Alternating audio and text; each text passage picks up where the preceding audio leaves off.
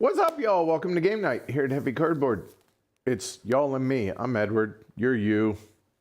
We're playing some Nemo's board tonight. So it wasn't the plan tonight. The plan was something else. However, Mother Nature is just hammering us here in Boston and not relenting. So instead of folks coming down and being unsafe on the roads, thought we would bust out a little Nemo's War Ultimate Edition. Now, I last did this 3.5, 4 years ago or so, and I've been wanting to get it back onto the table, plus 4K, which means, hey, if you're able to watch this in 4K, please do so, or 1440. 1080 still looks pretty good, but the opportunity is there if you are available, or if it's available to you and your internet can handle it. But anyway, like I said, I did this 3.5, 4 years ago, and my streams of this always take about twice as long if you were to play this at home by yourself. So tuck in, it's a cold winter's night. It's pouring down snow a lot out there. So yeah, I'm gonna do an overview. I'm not gonna teach. I've played this a number of times. I had to actually go back and reteach myself tonight, and I'm looking forward to it. So please, this is going to be interactive. So if you see anything that I'm either forgetting or overlooking, it's a solo. We do the best we can. So keep that in mind. But absolutely, I will ask y'all to chime in for opinions on things from time to time during the stream. If you're watching this after the fact, then play along, and hopefully we made the right decisions. I don't expect that we're going to win, but that's all right. It's going to be a fun adventure. So let's go ahead and do it, shall we? Let's go. Nemo's War. All right. So here is the Ultimate Edition. Hi, Lincoln. So the Ultimate Edition, we got the board set up out here. We have the notoriety track up there. We have the three kind of consumable things that we have in the game. We have Nemo's sanity, we have the crew's stability and health, and we have the hull. And the worse they get, well, the closer to defeat we get. We have the various oceans and seas of the world over here. We're going to be placing the Nautilus out there on the board at the beginning of the game. And we have a DRM, which is a dice roll modify chart here. So we're going to be using this for the various actions. We have some player aid stuff that's out here on the board. And this tells the story of Captain Nemo and the Nautilus and 20,000 Leagues Under the Sea. We have some upgrades that are going to be available to us. We have one that is available to us at the beginning of the game. We have our motive. Our motive is the type of game that we are going to be playing with. There are 8 different motives in the game, and previously I had done Explorer, Science, and Adventure. And so I thought, you know what? Alyssa recently did anti-imperialism. Seems oddly thematic given the scope of things in the world. So I thought, you know what? Let's try an anti-imperialism motive. So that's what we have tonight. Then we have ships set up in their stacks. Now we are playing with 2 optional rules or things, if you will. Now in this stack of yellow ships, and the orange, the red, the blue, and the green, there is a random deadly seas underneath. And coincidentally, this is how I played it the last time I did this. We played with the deadly seas. There are some that are already seated here in the ship's bag. There are 3 of them that are already in there. That makes the game a little bit harder. In addition to that, we have our crew down here in the bottom left-hand corner. The crew are going to get characteristics or attributes, if you will. This is going to make the game a little bit easier. So it kind of offsets the deadly seas with this. So we need to draw these at random before the game starts as well. So the game, go ahead, go lay down, bud, go. The game takes place over, there are 31 cards here in the adventure deck. Now, the adventure deck is set up in a very specific predetermined setup order, and I will show that to y'all here momentarily. Hold on, not that book. Is it that book? No, it's this book. There are 2 rule books to this game. There is the rule book here, as well as the setup. So the setup is the draw pile preparation. Y'all are just gonna have to take my word for it that it's set up correctly. I double checked it.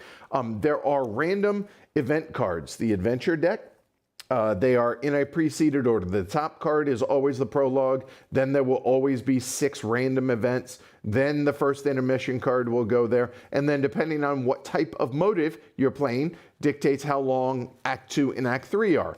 In Act 2, there are only 5 anti-imperialism random events. They could be the same ones that are in science or war or piracy. Then there's a second intermission. Then in Act 3, in anti-imperialism, there are 11.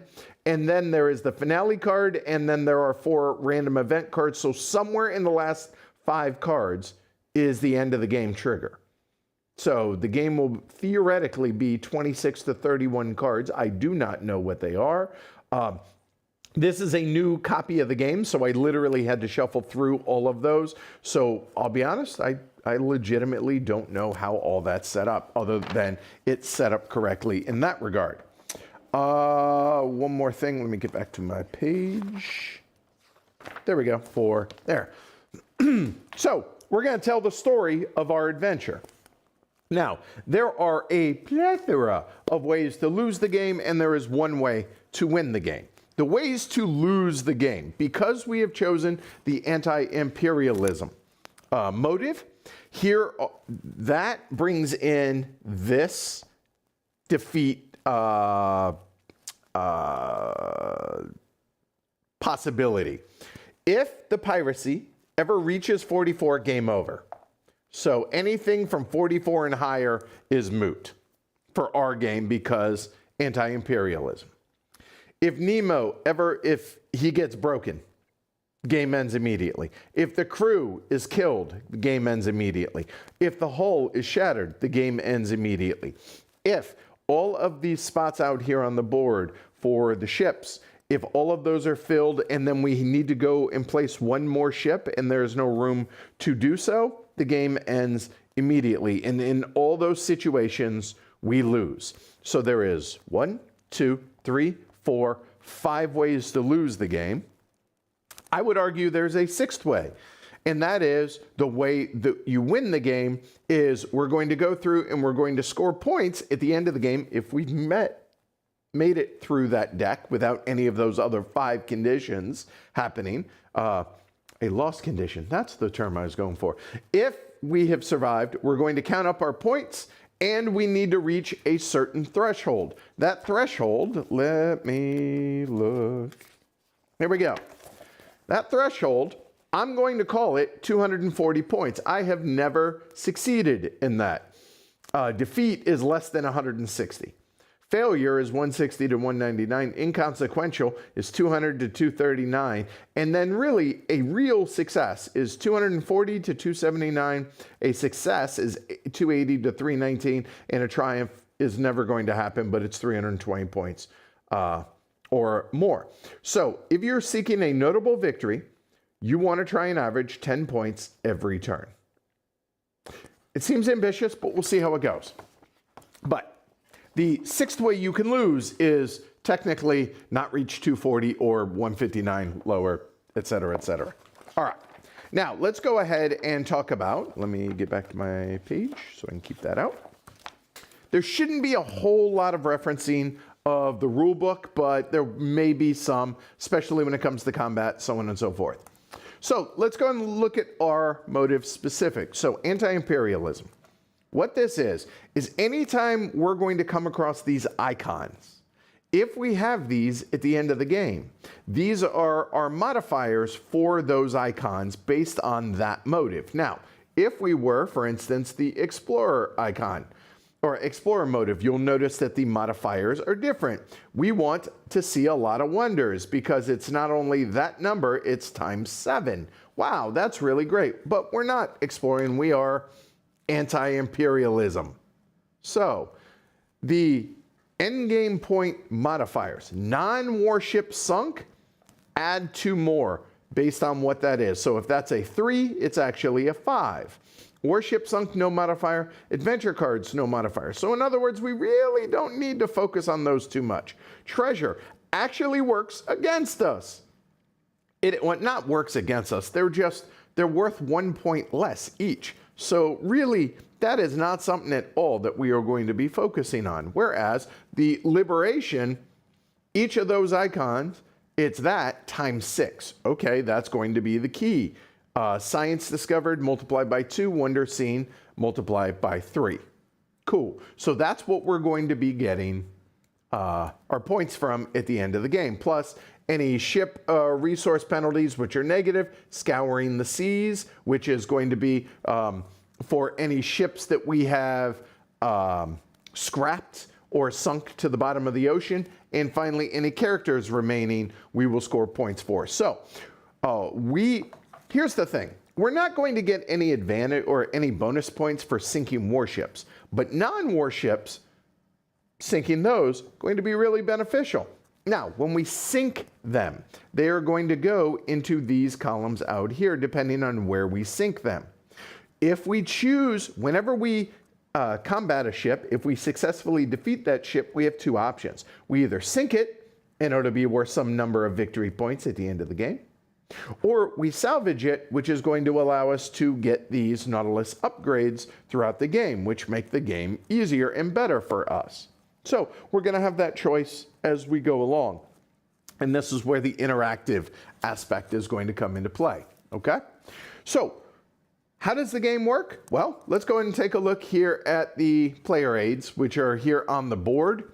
These are really useful. So the turn sequence, we're going to have an event phase. Reveal the top card in the draw deck. So the draw deck, again, has 31 cards, some of which are already preceded, like the top card's always the prologue card. So there's actually nothing to do on that other than follow the directions on it. So flip that card, do the card, whatever the card says. Then there's going to be a placement phase. So we're going to roll some dice and we're going to place ships out here in the various oceans, or not, depending on how that works. And depending on what we roll for that, we're either going to have a standard turn following that, or we're going to have a lull turn if we roll doubles. If we roll doubles, those are not great, usually, but we'll get there. We're going to follow that. And whenever we have to fight ships, either voluntarily or involuntarily, if it's a warship, we're going to do this, and then we're going to do this. If it's not a warship, we are not going to do this. We are just going to do that. There's going to be some DRMs. DRMs are die roll modifiers, and there's going to be some risk and reward. There's going to be agency. Players, it's not just rolling dice. We're going to give the ability, or be provided the ability to modify these die rolls before we roll, and how much risk we want to take. The game gets progressively harder as it goes along. So it's broken up into 3 different acts. Act 1, Act 2, Act 3. Act 1, Act 2, you have time to recover from that. Act 3, you don't. So we probably ought to save the, oh my God, we really need to survive, and do this on this dice roll modifier, use it in Act 3 if we can at all help it. All right. In addition to that, there is right here, so ship priority placement or placement priority. So whenever we're placing ships, we're going to be following this order. Removing uprising cubes is going to be, if we need to, you check the uprising cubes. So we will follow that list right there. And last but not least, whenever we do various types of actions, there are, and I will show you all this. It's an action point point system that we're going to be getting. We start with 1 action point. We can have a maximum of 5 in any given round. Spending them is going to cost that amount to be able to do these various actions right here. It will cost 1 less, or it will cost 1, anything that has an asterisk there, when it's a lull turn, but we're not going to be getting more action points, and there is a table over here for those various actions. And the general rule in this game, rolling high is good, rolling bad sucks. Okay? All right. Nice. All right. So I have set up the entire game. There is a little bit of setup that we need to do, however, because we are playing with the attributes, or I forget the exact term, for our characters. So I need to actually reference the old rule book for that, for the setup part there. And is it this one? No, it's the other book. All right.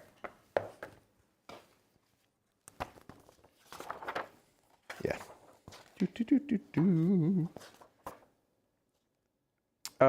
Right, before we do that, I believe, right? Let's see, yes. Before we do that, we actually have another part of setup that we need to do, which is the Nautilus upgrade. Now, we're gonna go ahead and bring this bad boy down here. And by the way, here's the prologue card, so that is the first card, but we'll get to that. I'm just gonna put that back on top. It always starts on top. So, I am going to show you all this. We have a decision to make, but I've already made this decision. Why? My camera is acting up. Give me a second. A moment. There we go. That was weird. All right.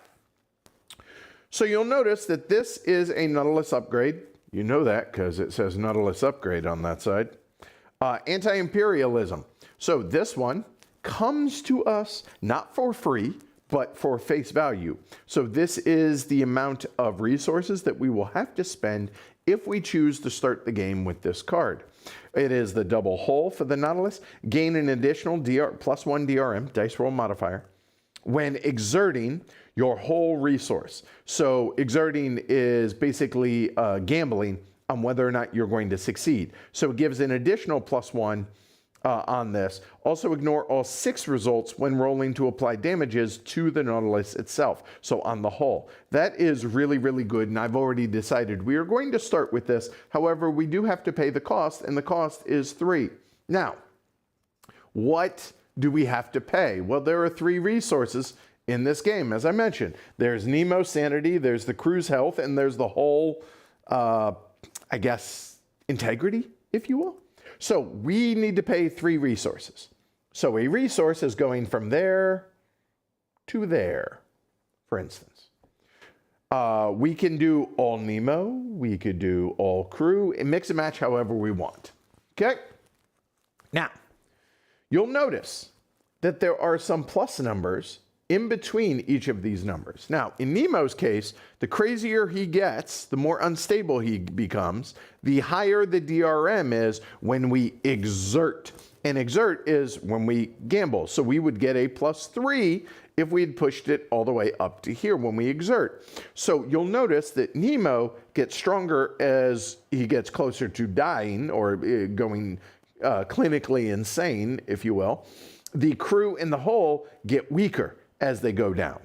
So pushing Nemo, maybe not the end of the world. So we need to spend 3 of these. I, personally, am of the mind that maybe we go a determined Nemo, something like this, and then we push one of the others. And I think we go and push the hull. You know, no, let's not. Let's push the crew 1, I think. So going that route, so we have spent 1, 2, 3 resources there. We now have the double hull. So remember, anytime we exert the whole resource, now there will be adventure cards that tell us what we can exert, any mix and match of those that we wish. So we're just gonna go ahead, we have that at our disposal. So we have that as a thing. Now, we have one more decision before we get started about the others. Now, we are playing with the starting Nautilus upgrade card, the remaining Nautilus upgrade card variable setup, if you will. Okay? Now, what that is is I have chosen I've chosen 5 of these, and the game randomly chose 5. And then we shuffle them all up, and that's what came out first. Now, we are allowed to look at what ones are going to be coming out. The Cipher, the Guilds deck, Nemo's Sanctorum, the Strength and Prow, the War Room, and the Electro-powered Crew Armor, and that's what's potentially coming out later on. Now, the ones that are out here, we can choose to acquire one more of these if we wish. However, there's a catch. And what that catch is we have to pay whatever that number is in the top right, we have to pay double that number. That's tough. That's a big ask. So I just shuffled these up. I don't know the order of those. So let's go ahead and look at these in detail. Now, there's no way we're going to do the map room because paying 8 resources is just absolute craziness. So we're going to gloss over that one. You can read it on your own there. Also, if you want, there's a lot of flavor text down there at the bottom. You can read that. I'm not going to go over it with every card. This would be a 7-hour stream. I don't want to do that tonight. In addition, if you have the card at the end of the game, it's going to be worth some number of victory points. So you'll notice this one is Wonder Seen. Now that happens, that Arcane Library is one that I chose because Wonder Seen is going to be triple that. That is worth 3 points for us at the end of the game. Whereas this one, you'll notice, is worth 3 points. And it's a non-warship that would be a +2. That's worth 5 points at the end of the game. So that's kind of great. So I chose those to be in the available ones, and it just so happens that those came out. All right. So this one, though, 4 resources we would have to pay. You receive a DRM when performing a search or an insight action. That's actually pretty great for us. I like that. I really, really, really like the idea of that one. So another 4 resources, but that's a big ask. That's a lot. The other 2 that are out here are crystalline sensors. This is actually worth only 2 points because we get a -1 on the treasure.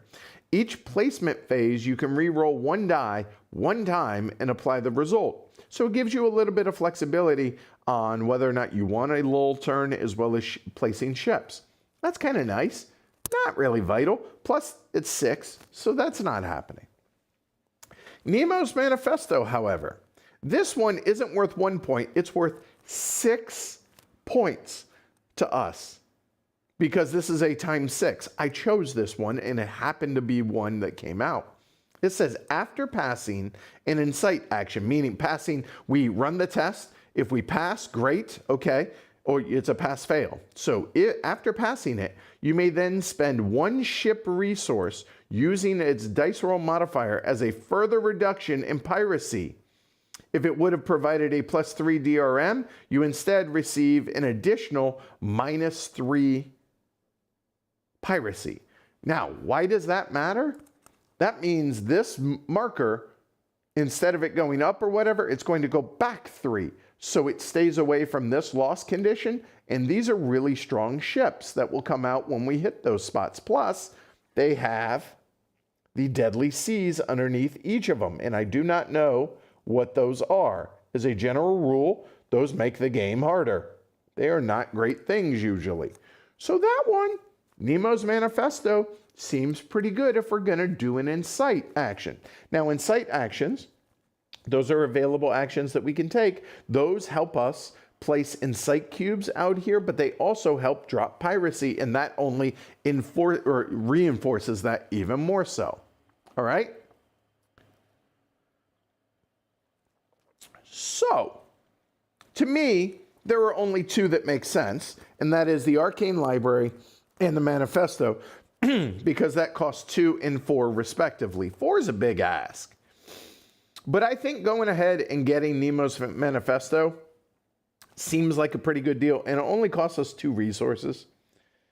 So I think we go maybe 1, keeping the crew fresh, and 1, and now we have taken Nemo's Manifesto as well. We do not refill this until the game tells us to. So that is all part of setup. Okay. So now the other part of setup, now that we have done all of that, now we are playing the optional rule, which is the ship's officers' attribute tokens. So that has to do with these guys and this. All of the attributes are in here. It says, playing the officer difficulty. I should have pointed out there are 3 difficulty levels. There is the base level, the medium level, which is what we're playing tonight, which is officer. The easier is sailor, the harder is captain. Okay? Officer says draw 1 token for the chief engineer. So that's going to be 1 for the chief engineer there. And then draw 1 for the second officer as well. So that's 1. And then 2 tokens for the first officer. So we get 2 of those for them. So let's go ahead and come on over here. Here we go. So this is totally random. Let's see how it goes. Why don't we go chief engineer, second officer, and then first officer, okay? All right, here we go. And we are not allowed any redraws. So here we go. The chief engineer is a rogue, okay?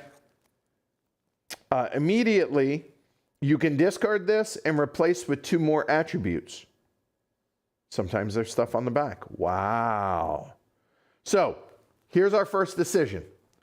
Do we want to do that?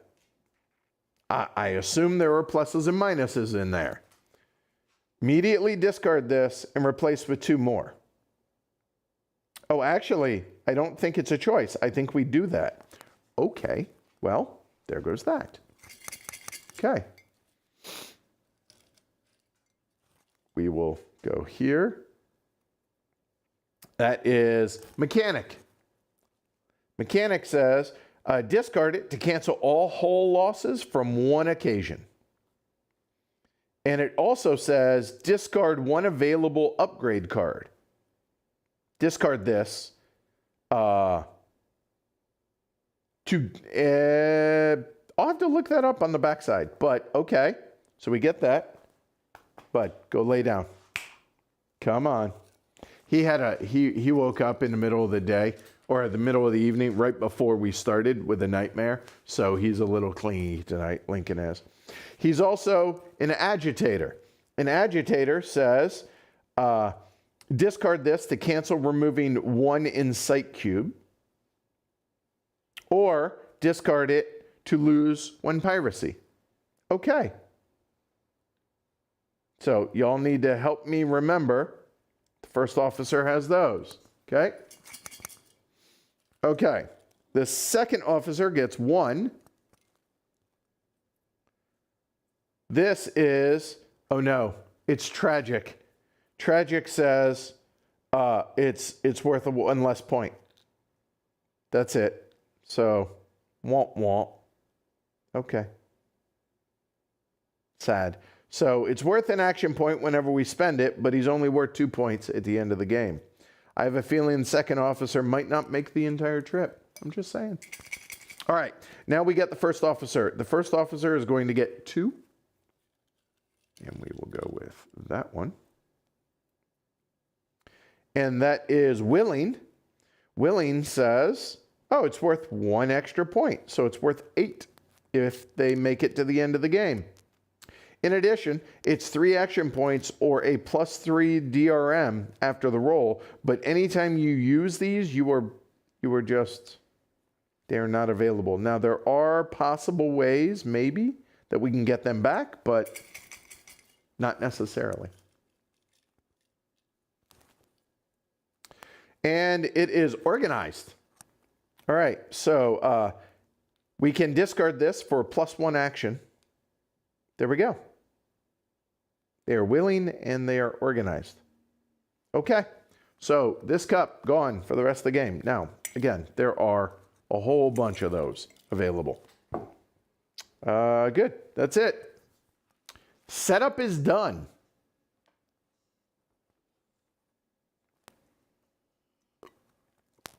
All right, so Nemo's determined, the crew is fresh, The hull is ship shape. Okay, so here we go. We will start. We'll move those over. Those are a part of ours. Help me remember that we have these. Put that there. We'll scoot these over just a little bit. There we go. And we have the prologue. Here we go. So, I'll read this for the acts and such. The facts relating to this apparition, entered in various logbooks, agree in most respects as to the shape of the object or creature in question, the untiring rapidity of its movements, its surprising power of locomotion, and the peculiar life with which it seemed endowed. If it was a whale, it surpassed its size all those hitherto classified in science. So, roll a die and place the Nautilus in the corresponding major ocean. Commence play with the next card. Roll only 2 white dice to begin each placement phase. Okay, pretty straightforward. So we're just going to put that right there. That is going to move. We are going to roll 1 die and figure out where the Nautilus is going. It's going into 3. 1, 2, 3, 4, 5, and 6. The Nautilus starts in the North Atlantic. There we are. Okay. So we will be rolling only 2 white dice to begin each placement phase once we go. So we're going to start now with the turn sequence. The turn sequence here is, no, we are not playing with Nadine. I chose to change that up. Oh, hey, Ian's here. What's up, Ian? This is a blast from the past. 10 years since I finished this. Nice. All right. So turn sequence. It's snowing pretty bad out here, Ian, so decided to bust this out since nobody could make the trip tonight. Reveal the top card in the draw pile. Follow its instructions. Okay, that's what we shall do. So there are 30 cards left. I am not going to keep track of that. If somebody wants to, you are welcome to do so. There we go. And again, these are legitimately random. So event number 49, you'll notice here. All right. All right. It is the Korea incident. So it says it's a keep card. So we're going to, you guessed it, keep the card. When the Nautilus is in the Western Pacific, the Western Pacific is 2 steps from where we are, you may intervene on Korea's behalf. Feels like it's a little out of focus there. I don't know what's going on there. There we go, I think. Let's try that and keep my hand off of it. Maybe. We'll see. Here we go. So if we choose, when we're in the West Pacific, do a test. We need to reach that number or higher, and we are allowed to exert Nemo and the crew, if we want, gamble, to add DRMs. If we pass, which is equal to 11 or higher, and place up to a 1d3 uprising cubes in any Pacific Ocean, which lowers our piracy number, or if we fail and lose 2 whole or gain 4 piracy, and at game's end, it goes into the fail pile if unused. Okay. So, all right. There we go. So, we're going to keep that card. When we hit the Western Pacific, which is right here, y'all remember that we have that we can choose to do it at some point throughout the game. And exerting, we can exert Nemo and the crew. I want to make sure. Hey, Mur, I know you've played it a bunch, and Alyssa, you just played this. Just verify.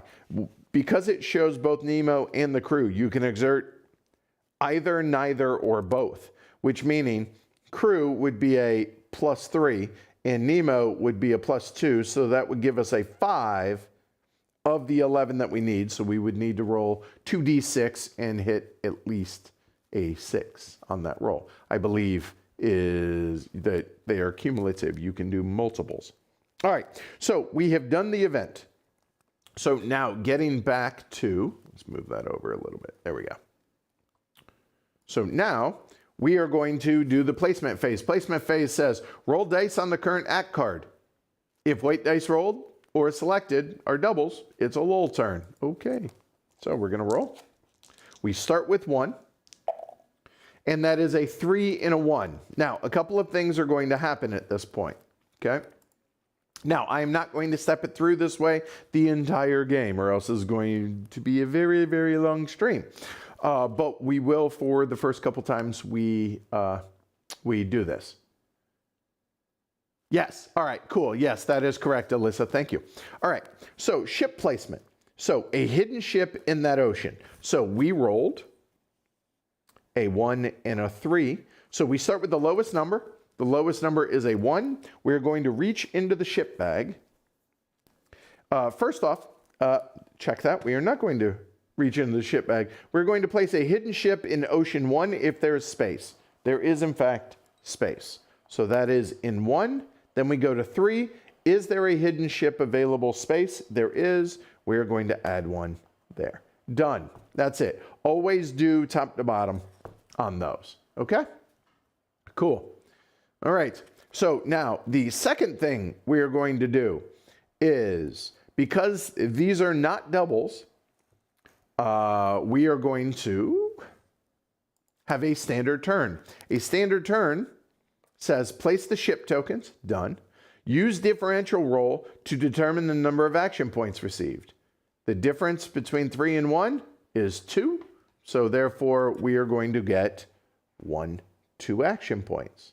Now, the action points, we are allowed to bank or save 1 action point max. We can save 1 between turns. That way, if we have a lull, because we don't have a difference between these numbers, if we have a lull turn, at least we have 1 action point. And all of these things, everything costs 1 action point on a lull turn. So at least we can do something. So we have 2 or 3 action points to be able to do any and all respective things on this given turn. So, getting back to this, we have differential roll done. Now we're going to do the action phase. So, take actions for standard costs. That's it. And that's the end of this round after we do that. So now, getting back to this, the various actions that we can take. So we can adventure. Now, what an adventure is, it costs us 2, is we get that gem, and we're going to flip. This is a stack of, I believe, 25 other adventure cards to be able to do things and get us points, theoretically, and do various things. They could be good, they could be bad. It's an adventure. Don't know. Okay? We could attack any of the ships that are in the current location where we are. Now, there are 3 ships. They are hidden. We do not know what they are. In this bag, there is a mix, and I'll show you this. There are 3 different things that are in this bag. Here you go. This is actually a perfect showing. There are 3 deadly seas, which usually negative, could be positive. There's a ton of white ships, and there are about half as many yellow ships. And the white ships are non-warships. The yellow ships are warships. They're either the easy side or the really hard side. That's a really bad one anyways. And that is, they turn purple if and when the piracy ever hits 36. So they go to the bad side. But as it is, it's the easier side, but yellow are still harder than white. So attacking these is an option. Probably not what we're going to start with, though. In sight, we don't have a lot of piracy right now. We have none, in fact, so we're probably not going to do that. We can move. Moving is following the blue lines. So we could move to the Arctic Ocean. We could move to the European seas. Any of these gems that you see out there means a search is an available option. Searching, which we will get to there, is for treasure. You get good things if you are successful in your rolls. Resting regains crew. We don't really need to do that right now. Repair regains hull. Refit, the Nautilus refit is going to be for getting more of these. And searching is for searching if there is something to search. And at the beginning of the game, there are things to search. Now, for those that are curious for the various things, if we want to search, the general rule is 7 or higher is a success. Notice they're all in green. Higher is better. Lower is bad. But there are DRMs that you can do depending on the various actions that you can do. All right? All right. So now the question is, what do we want to do? Well, again, liberation. So that icon and wonders seen and science discovered. Those are the things that we need to focus on, as well as sinking non-warships, because we are anti-imperialism. So, I don't know.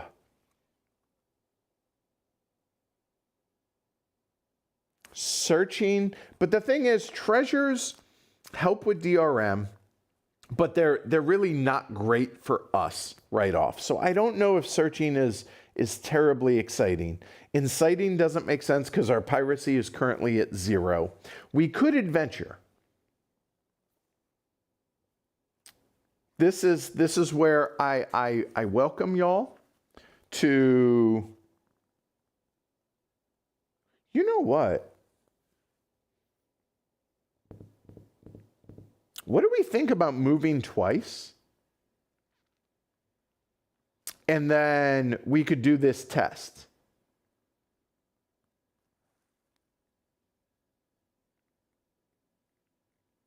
I mean, that would let us get a 1d3 uprising cubes in any Pacific Oceans, which,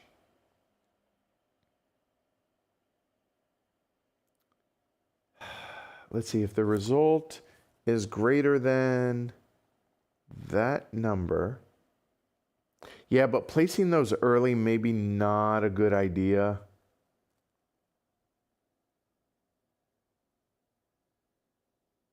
Actually, it does help. I don't know. All right. You know what? Let's go ahead and adventure. Screw it. Let's just adventure. I agree with that. Oh, wrong one. Let's go up there. Bring it up. Whoop. All right.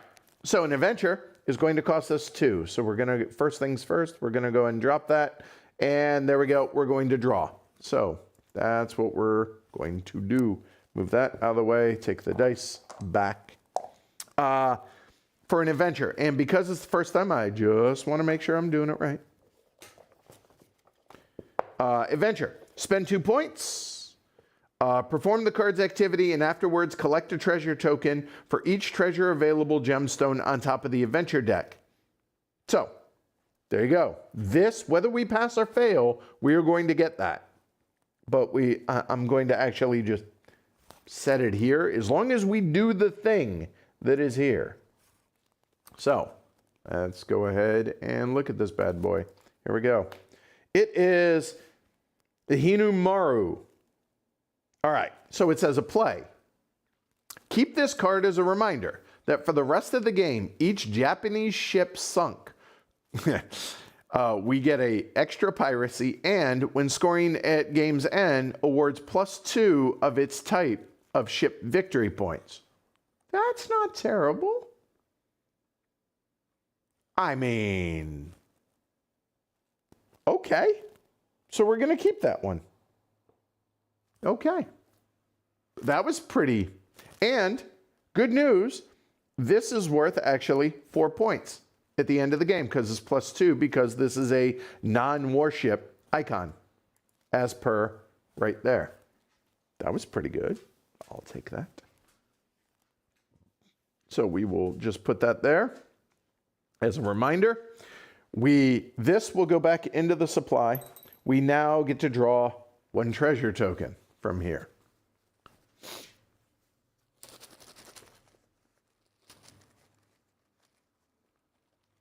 Thank you, Mur. Appreciate that. All right, so this is the token. We're going to look at what that is.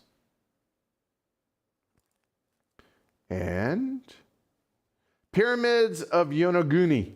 This is worth 3 points at the end of the game because that is a wonder and we get 3 times that at the end of the game. So if we have this at the end of the game, that's worth 3 points. Woohoo! We're off to a great start. Hi, bud.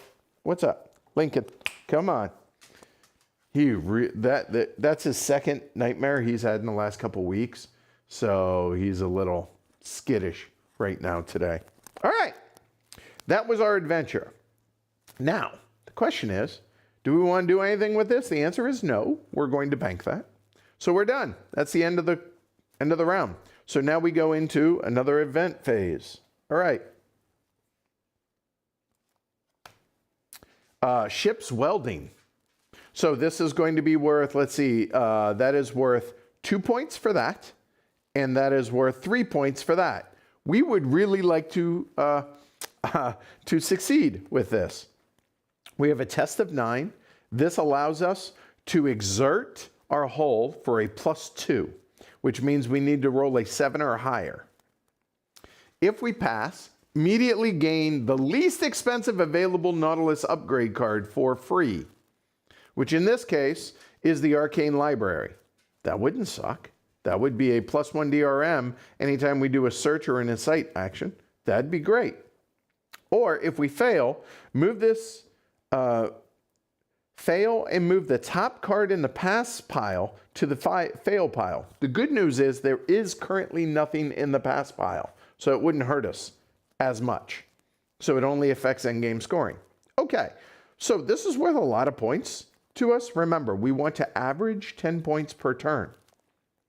So if we pass this, we would get 2. That would be worth 5 points.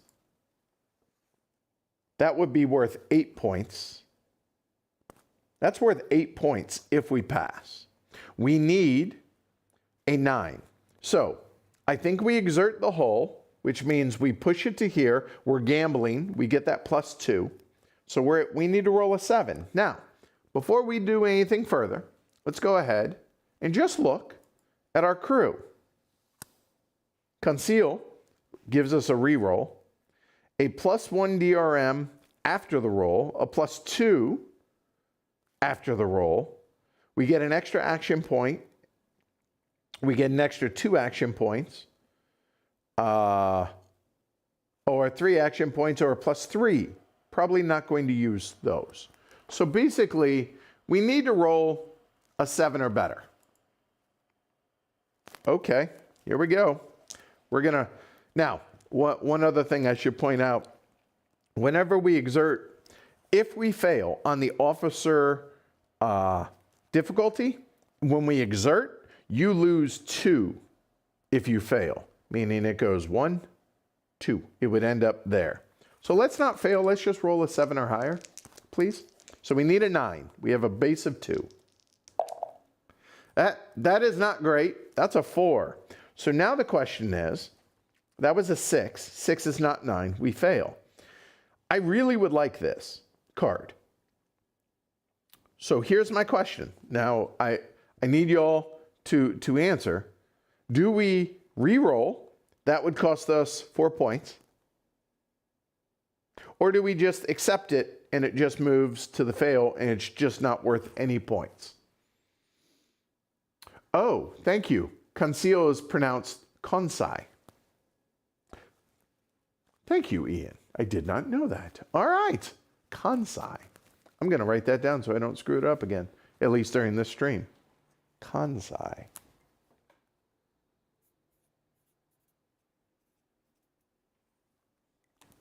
I appreciate that. The more you know. So, because we would need a 3 DRM, the only option is Conceal or just eat it on the ship's welding. Y'all tell me what you want to do.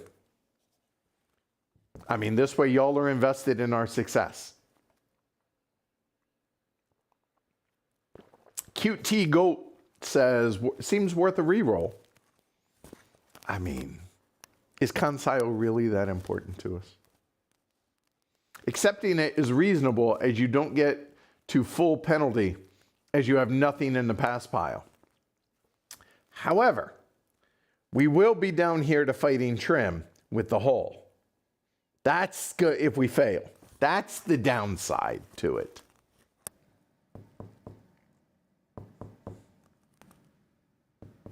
And there is, I mean, I'm getting the bad rolls out of the way early. All right, sounds like we agree. We're going to go ahead. Consile, rest in peace. We are going to reroll. Looking for a 7 or higher. That is, in fact, not a 7 or higher. That is, in fact, a 7 total. We need a 9.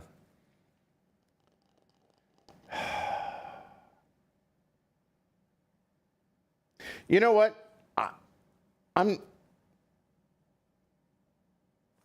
This is so bad. You know what? Professor Aronnax, I think we're pronouncing that correct. I hope. I realize it's nuts to do this on the first challenge. I'm accepting of this. I'm just going to give us the +2 DRM, which gives us a pass. Which that now our piracy goes to 1. I'm just going to make that command decision. Our piracy goes to 1. It's now a pass. We now get the arcane library as well. So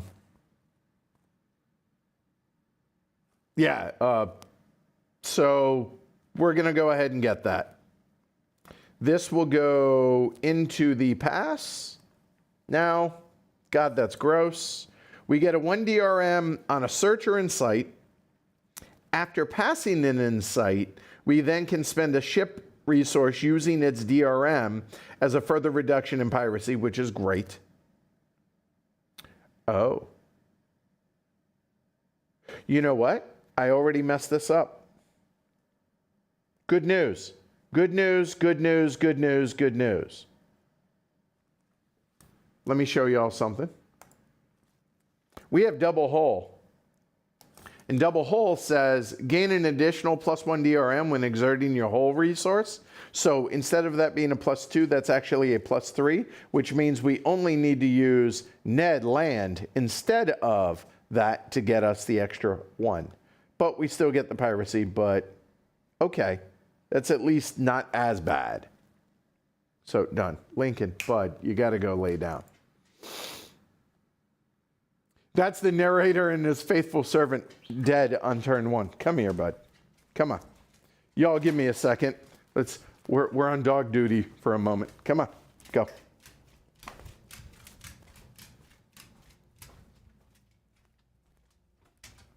Up. Come on. Go lay down. Here we go.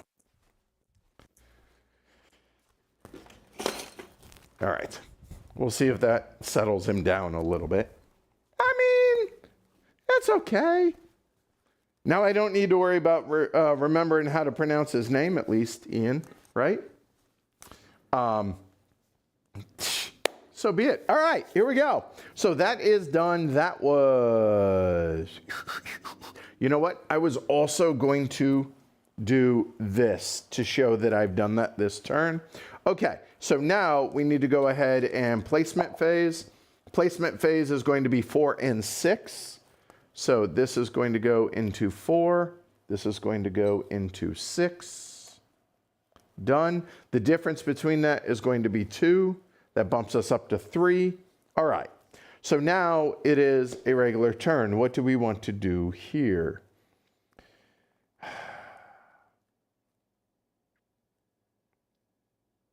I mean, combat's fun.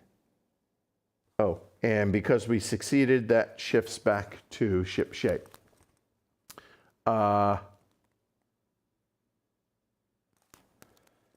right, what do we want to do? We do have a little piracy available.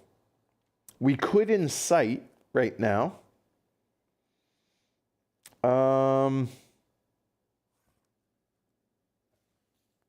We do have the arcane library. So I'm actually going to put this on top. And the reason I'm pointing that out with the arcane library is the arcane library is going to help us with at least the insight. Search and Insight gives us a +1 DRM with all of those. So that's kind of nice. You know what? Why don't we go ahead...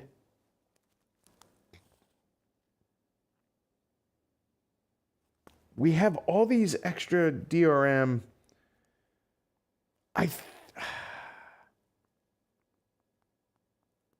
Let's go ahead and pull some levers. So we're going to go ahead and Insight and knock our piracy back down, or attempt to, at least.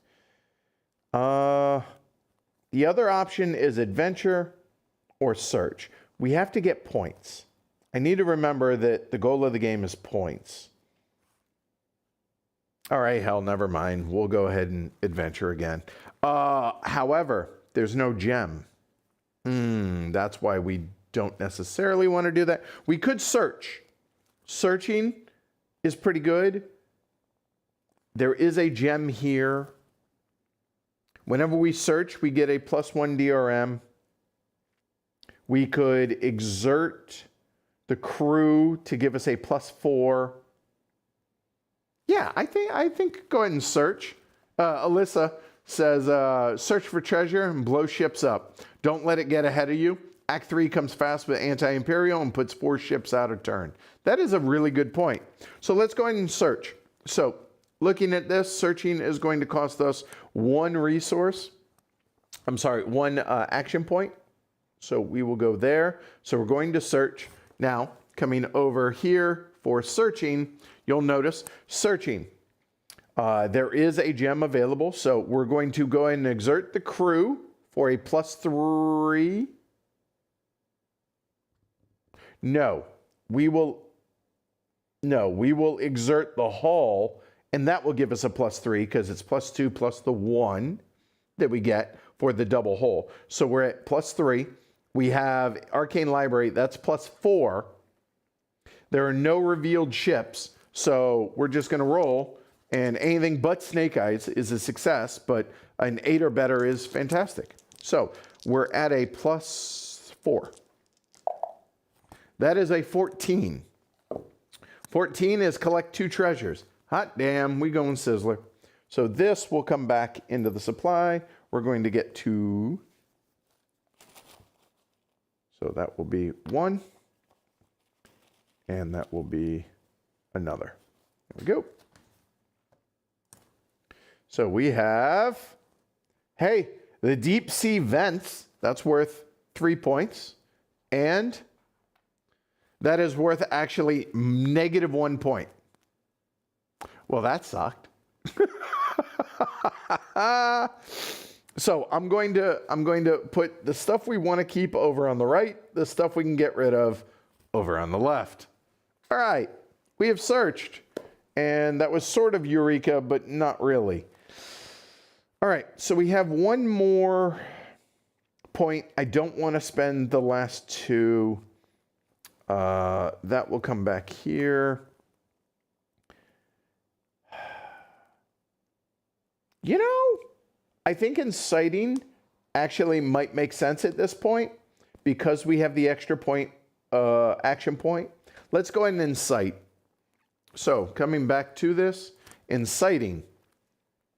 You'll notice that we lose a piracy and place a cube if we succeed with a 9 or higher. So we will go ahead and exert the hull again. We can exert any 1 ship resource. So that's going to be a +3. Any 1 treasure VP, we have none, so not going to bother with that. We do have the Arcane Library. That's going to be a +4. We don't have the Sunken Treasure Fleet, and we have no revealed ships, and there are no Uprising cubes already in that ocean, so that's going to be a +4. So here we go. That is an 8. An 8 is apathy, no effect, done. Okay, well, there goes that. We're done. That's it. That's the end of that round. Cool. Take that here. Next round. All right. This card is worth 6 points to us. Vigo Bay. When the Nautilus is in the North Atlantic or the European, it is a keep card. By the way, we are currently in the North Atlantic. You may fail and begin drawing treasure one at a time. Stop drawing as soon as you draw a wonder or retain the token or a retain token. Keep all treasures drawn. At game's end, pass if unused. So we can keep this. It's worth 6 points. Or at any point, we can basically discard this and just keep drawing. That seems pretty great. Whenever we are where we are, or the European seas. We could do that now, but I don't really see the need to do so. I mean, we could. Anybody feel strongly about it? Now we need to roll to play ships. Oh, we get 4 action points. 1, 2, 3, 4. And now we're going to place in 1 and 5. We place in 1. We place in 5. By the way, I was going for the ship's captain look, kind of with the sweater tonight. So, and again, these are legitimately random. Legitimately. Okay. Well.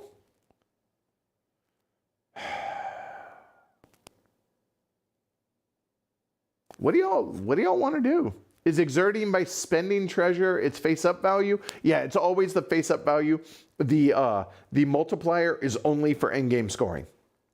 So this is technically 0 victory points. At the end of the game, it'll be worth -1. Okay? Wow, with all these action points. I mean, we could fight. Even though nothing's face-up, we could fight. And just start killing ships.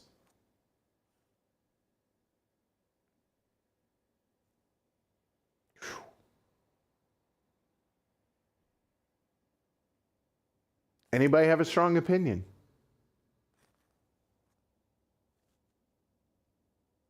Western Pacific.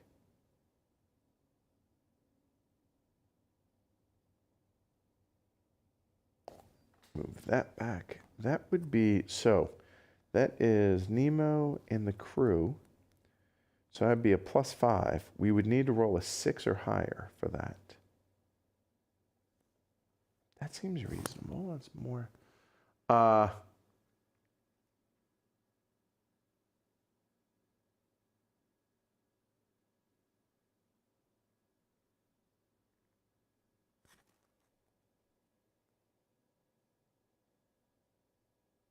Yeah, you have to sacrifice these beforehand. Yes. So at some point, there's going to be plenty of rolls. So what I'm thinking, we could adventure where we're at, but again, there's no gems. You place gems when you get lull turns. So we could move to the European Sea, or actually we could move twice to the Pacific. We could do some stuff, and then we could try and go after the Korea incident, intervene on Korea's behalf.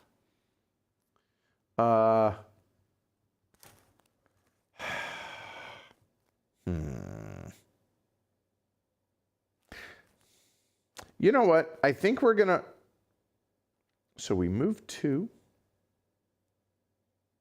We could search.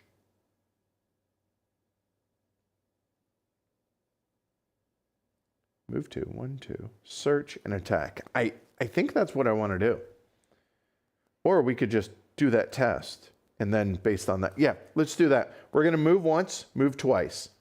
Move once, move twice. We are now in the Western Pacific. So I think first things first, we'll go ahead, while we're here, let's go ahead and do the Korea incident. So we are now in the Western Pacific. This doesn't cost us anything as far as action points. We're going to go ahead and exert both Nemo and the crew for a +5. And let's just roll a 6 or higher. Okay, let's just do that. There we go. That is a big, big boy pass. So both of those were successful. So pass, place a 1d3 uprising cubes in any Pacific Ocean. So there are up to 3 spots, 1, 2, 3 in the Pacific, or Eastern Pacific. There are none. There is a South Pacific. There is a Central Pacific. Okay, so there is 1, 2, 3, 4, 5. So we'll roll a d6. 1, 2 is 1, 2, 3, 4 is 2, and 5, 6 is 3. Oh. All right, so we're placing 1 insight cube. Let's just go ahead and throw it in the Shogun Rebellion right there. We have done that. Put it in the pass file. So it is now passed. Done. At least we don't need to worry about that anymore. That is a positive. Great. Okay, so now I think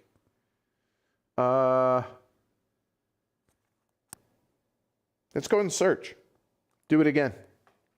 So we will spend 1 there to search here. Search. Again, we can exert any one ship resource. We'll go and exert the whole for a +3 with the Arcane Library is a +4. That is a 15. That is a solid roll. I hope we're not wasting those.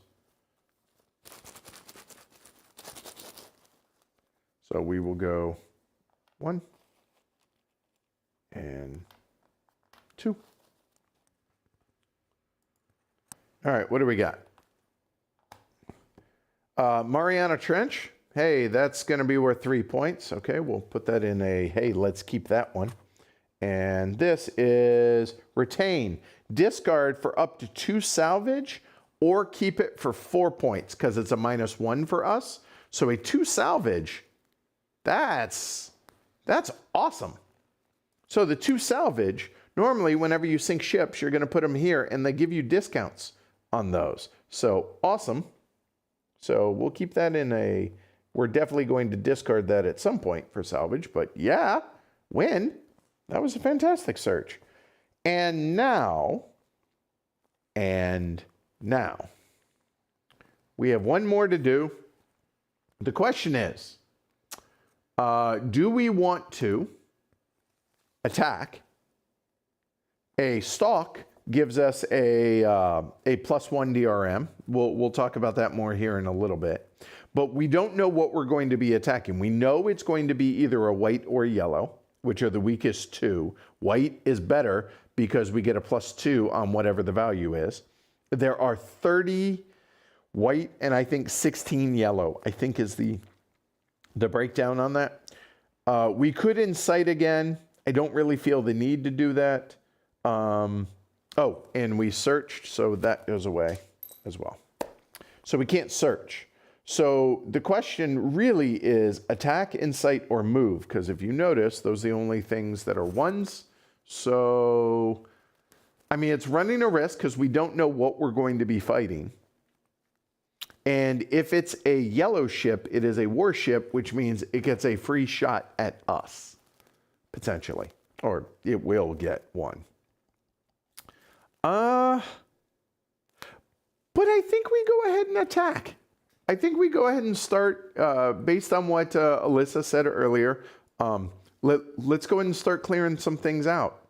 So, a combat sequence is, we don't know what it is, so we're going to draw one. And it's either going to be, it's going to fall into those. So we're going to reach into the bag of mystery. And again, you are always free to look in there, just not while you're driving. I do have 2 actions. You're right. I could adventure. But I tend to be risk adverse, and I tend to want to keep. Now, before I draw anything, let's talk about this. We could adventure, but the problem is we don't have a gem for a treasure. So I don't really want. I mean, I guess theoretically we could rest for the crew, but yeah, exactly. See, Gooserino, I agree. You want to bank one. So here is the draw. We are officially going to spend the one. Lincoln has come back and will not leave my side. Okay, Lincoln, go lay down, bud. So we are going to, this is not a good sign. Giuseppe Garibaldi. That is not ideal. Okay? This is worth 0 points to us. Its attack is a 6. Its defense is a 9. It's a warship, and it's a +0 to 0 points. So, bleh, whatever. That's not great. All right, well, here we go. So, warships attack. So roll a 2d6. They, if the result is lower than, if it's less than a 6, we want to roll a 6 or higher. That is a 4. That's not great. If the result is lower than the attack value, the Nautilus suffers hits equal to the lower die value. That's going to be 2. If the result is a snake eye, apply 1d6. For each hit, lose 1 random resource or destroy a Nautilus upgrade card. We're going to take the hits. So we're going to take 2 hits. So the value on the hits is going to be based on those numbers right there. So the hull took a hit. If that was a 6, we would have ignored it. That's a bummer. And for the second hit, there.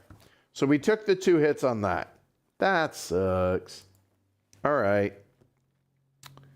Yeah, all right. Just double checking what our stuff is. Okay. All right, so now we get a chance to hit back. Roll a 2d6 on the ship's defense value. The defense value on this is 9. If it's hit, the ship is destroyed, and then we decide what to do. Now, we have a choice. We either can do a stalk attack, which gives us a +1 on the DRM, or we could do a bold attack, which allows us to continue hitting and attacking more ships if we want, if we're successful. However, I just want to go after the 1, so we're going to do a stalk attack. The stalk attack means we get a +1 DRM. We can go ahead and exert any 1 ship resource. That 1 ship resource, I think we'll go ahead and exert the crew for a +3. So now we're at +4. We do not have the strength and prow, and there are no other warships present. So that is a +4. We need a roll of 5 or higher. That is an 8. Woo, sorry about that. So we have taken down the Giuseppe Garibaldi. All right? All right. Done. So now we have a decision to make. We are in the Western Pacific. The Western Pacific are choices down here. We can either sink it, and it will be worth 8 points at the end of the game, just straight up, because this is worth 0. It's worth 8 points at the end of the game. Or we put it over here in the salvage area. The salvage going right here. These are used during refit actions to purchase available Nautilus upgrades. So that would be worth 1 salvage point. Okay, now that coupled with this is 3 salvage points, which means we could theoretically get the crystalline sensors, which, meh, or gets us 3/4 of the way on the map room, which is going to help us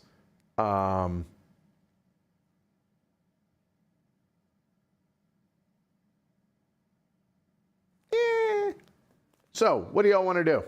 Okay?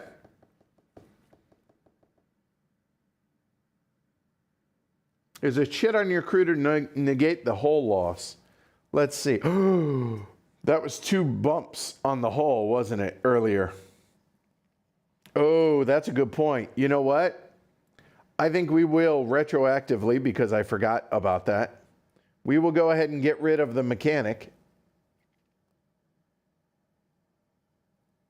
I like that. And we'll go ahead and not take those 2. Hold on. That is cancel all hull losses from 1 occasion. That occasion was the damage on 1. So yeah, I like that.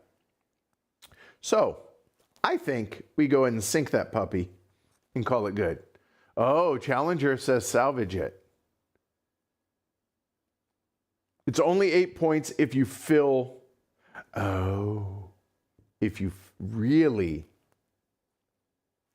So we would need to sink 5 more. Oh, by the way, it replaced that. But neither of those is super, super exciting. That's the only downside. So the map room says +1 DRM on a search action. After examining each drawn treasure token, you can draw a second one to get a piracy or a 1 Nemo. Keep one and return the other to the treasure cup. When discarding treasure tokens that have a treasure VP value, you may return them to the treasure cup instead. I mean, it is worth 5 points, though, the map room is, but meh. Oh, right. It's 8 if we do, yes. And I do believe we will have that. I do think so. I mean, I could make it, I don't feel strongly. Sorry, yes, it is going across this way. It's the column, you get that amount of points if it's full. Yeah. Fair enough.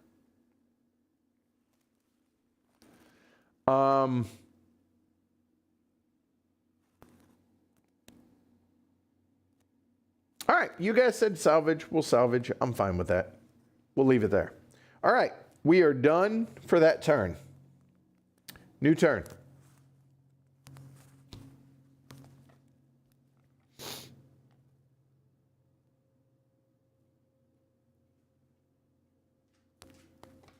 I'm waiting. There we go. PTZ is just sleepy tonight. Oh, wow. That is worth -8 points. The required repairs. At game's end, pass and score this card's negative victory points if it's not removed. Probably want to remove this bad boy if at all possible. To remove this card, you must perform a successful repair action and forego 1 hull gained from doing so. I'm okay with that. To not lose 8 points? Okay. All right. All right. So we'll just put that right there. That's good. All right. So we have done that. We will draw or roll. Oh my, +5. That's an unlikely roll, but we'll take it. That goes to 1. Hey, looky there. And that goes to 6.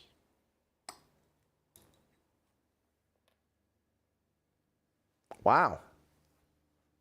Okay, now what do we do?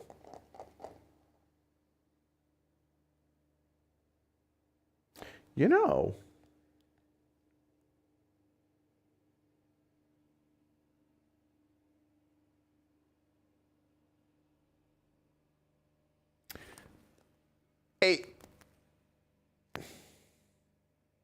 what if we were to do the repair right now? We don't need it, right? So if we forego the 1 hull, it would just stay right there on any successful on the repair. And if we super succeed, it goes there. And we get rid of the card and we effectively gain 8 points, right? I think so. I think I could make that case. Because we have all these actions, we can't search. I don't want to do an adventure right now. I think we do it. I think we go ahead and try and repair. So, the repair is going to cost us 2.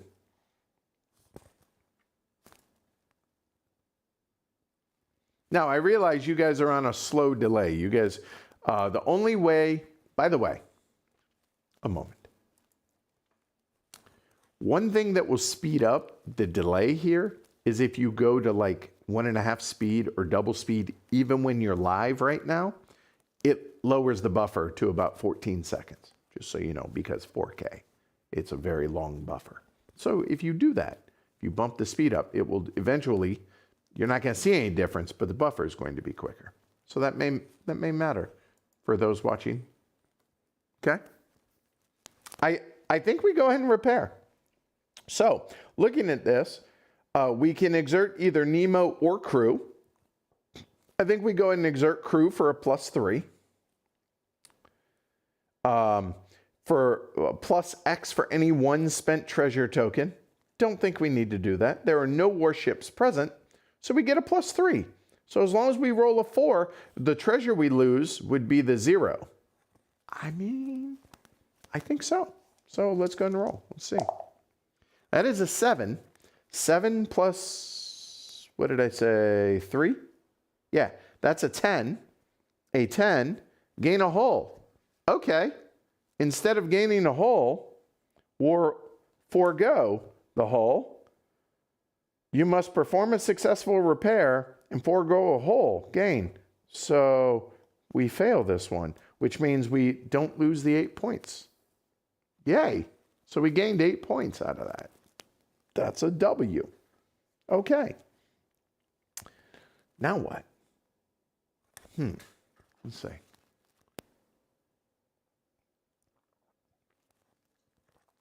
We could attack again. We could rest.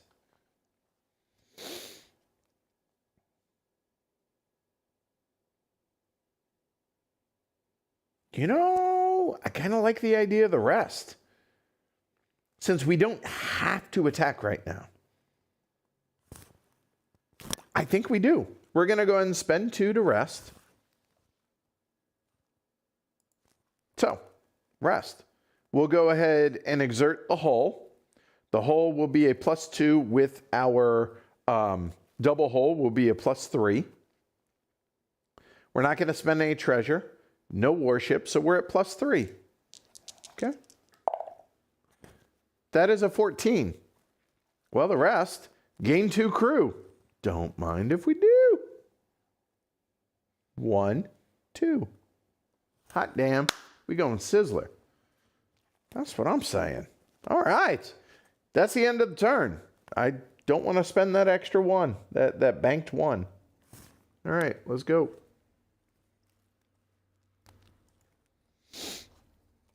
All right, we have Ocean Wealth. This is worth exactly 0 points. Pass and gain a piracy. Then place a gem, a treasure, in each of the 6 major oceans. Okay, well, it's not a choice. It's a, you're going to do these things. So, +1 piracy. We're up to 2. By the way, I say piracy. It's notoriety, to be clear. But, all right.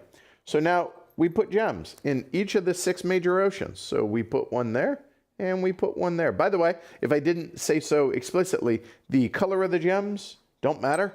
Probably just won't use clear because they're a little hard to see. But they're there. All right.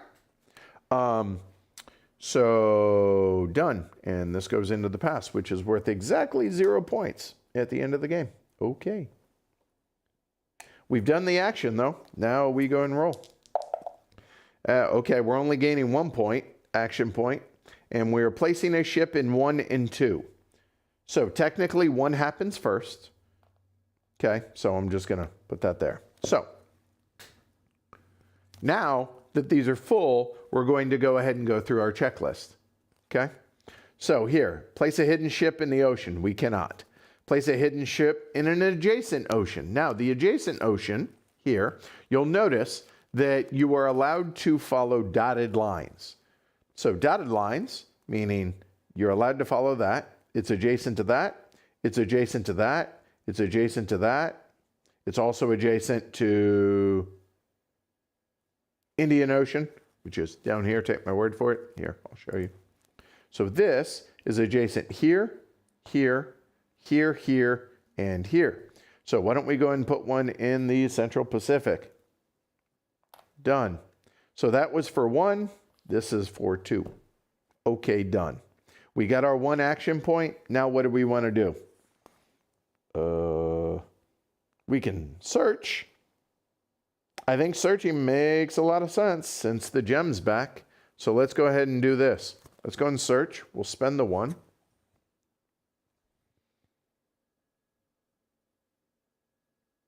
You can add gems to the Cape of Good Hope, Central Pacific, and Cape Horn too.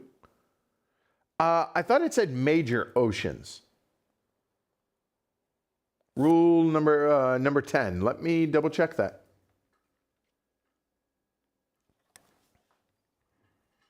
Rule 10. Double check.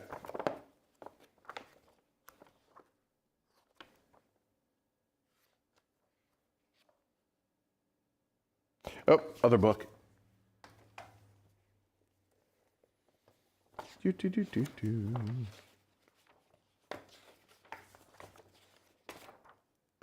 Well,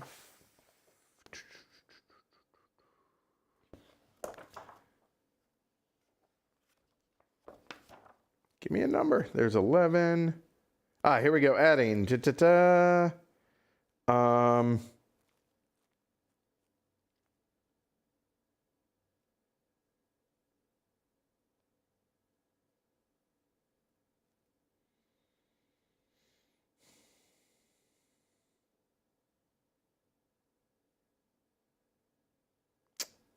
Well, it doesn't specify that.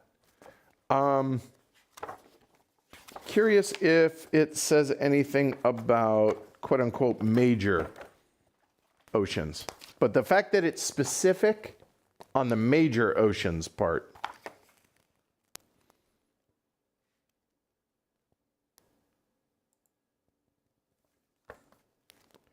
It says, like, rule number 10.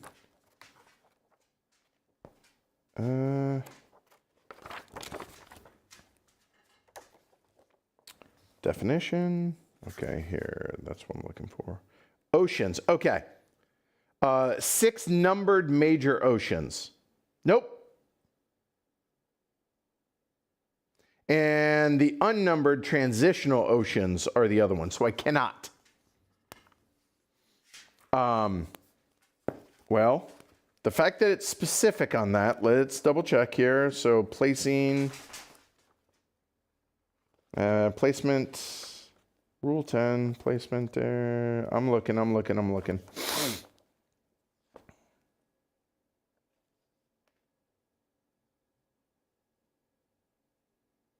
When an ocean gains treasure, place a treasure available gemstone to indicate this happy status. If that ocean already has a treasure available gemstone in it, place it in an adjacent ocean that does not have one. Yeah, but the fact that it says specific to the major oceans. Man. I don't want to cheat, but I can interpret that both ways. So we placed one there, we placed one there. I would argue adjacent to this one is there or there. So that one's done. This one, I could place, theoretically, I guess, I could place one there for that. Then theoretically for that one, I could place one there for that.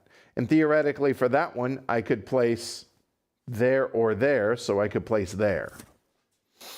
All right, then that's fine. Again, I'm not trying to cheat here, so. All right. So, getting back to this. We are searching. I already paid my action point for that. Let's go ahead and search. Okay. Subutai says they agree with Alyssa. All right. I'm okay with it. So we're going to search. We're going to go ahead and exert the crew for +3. And we have the arcane library for a +4. That is 11. 11 on a search is collect un treasure. So that will go away. We will.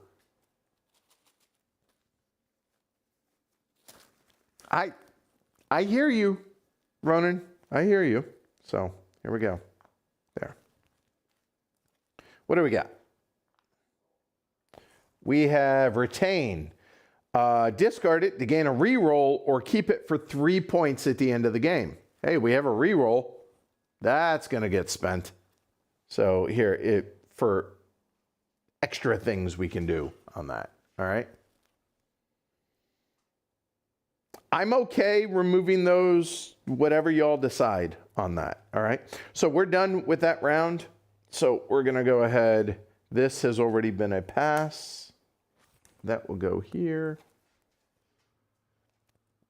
It also specifies Rule 10. I hear you. Nemo's secret base. It's a keep. When the Nautilus is in the South Pacific, which we are directly adjacent to right now, you may pass so that all rest, repair, and refit actions performed there. This only costs 1 action, even if it's not a lull. Well, that's awesome. Whew. Hot damn. I mean, right now, we're in pretty good shape. Go. All right, hold on. Let me try and figure out what's up with this dog. Dude.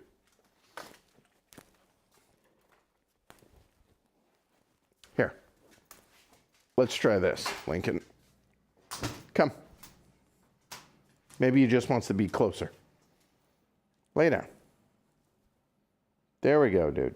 All right. All right. Right, so we have drawn the card. We've gotten it. We're going to go ahead and... That is 2 action points, and we are going into 2 and 4. 2 has a spot, 4 has a spot. So both of those will go out. Done. All right. So now what do we want to do? We're in pretty good shape health-wise of the ship, so we don't really need to do anything. We could theoretically attack 1 and then move.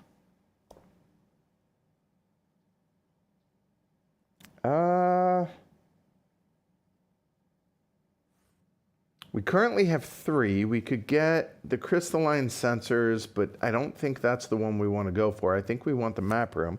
We could go ahead and try and attack 1. And then, I mean, we could incite. Inciting would get us, let's see, that'd be a +3, +4, -1. That'd be a +3. We'd need to roll a 6 or higher. That might not be bad. Yeah, let's go ahead and try and attack 1 here in the Western Pacific. So we will go ahead and draw. Thanks, Private Vendetta. Okay, so here we go. Oh my God, can we stop with the yellow ships? Seriously. The Lord Clyde. All right, so technically one of these comes off, by the way, gets replaced with that. So there we go. All right, 2d6, and we need to roll a 7 or higher. That would be great. That's a 6.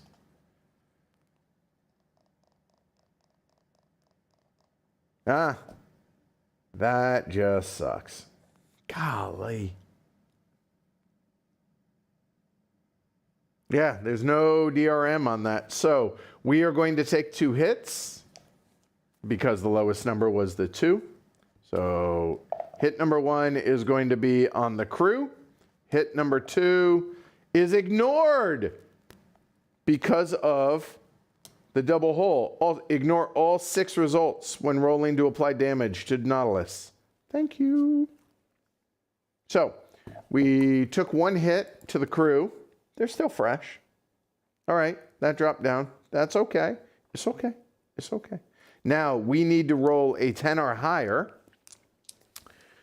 Let's see. We're going to be making a stalk attack. So there. We will go ahead and exert the crew. That gives us a +4 all day. That's it. So we need a 6 or higher. That is a 6 or higher. That is a 10. We have sunk the ironclad. Now you'll notice it has that little notoriety marker. So whoop, that goes to there. No. It is not a Japanese ship. To be clear, neither was the Giuseppe. That was a Italian.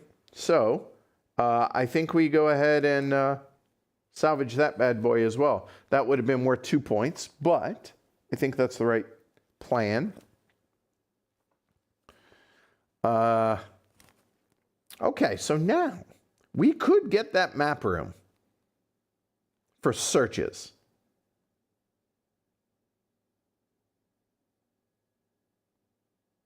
Do we want to spend both of those and that for the map room?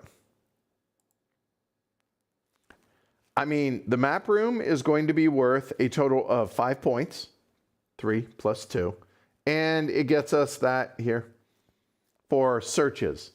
I don't think it's amazing. I think it's fine. I think there are better ones in the upgrade pile, but keep it, give me your opinions. All right, so we have taken care of that ship. That's done. We have one more that will reset back to there.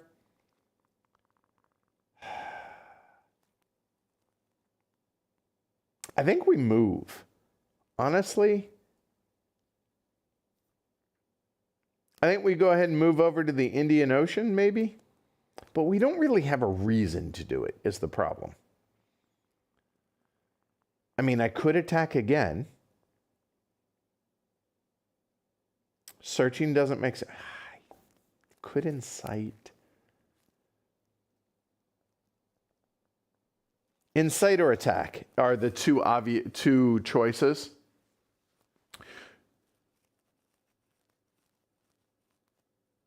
Thanks, Mur.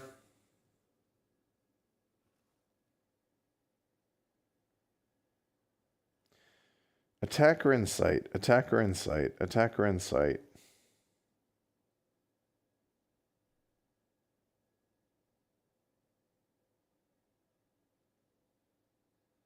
Let's go ahead and attack again.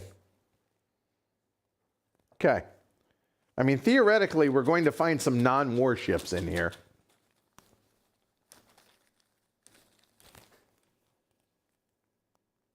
Hey, this is a positive one. Yay. And by positive, I mean non-warship. It's the Cutty Sark. All right. So they do not attack us because they're a non-warship. So we're only going to do this part. We're going to, if we sink it, we're going to gain, I believe it's a, if you sink it, you get the notoriety. I don't, help me out with that.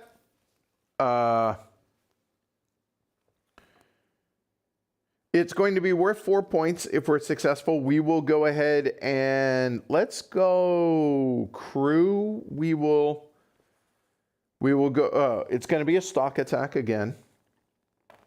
So that is the crew is 3, the stock is a 1, so that's 4.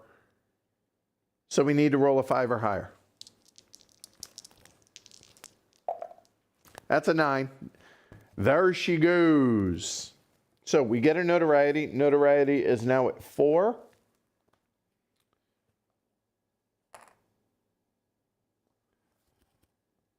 But I think this one we might want to keep, actually, because that bad boy is worth 5 points. 4 points. 4 points.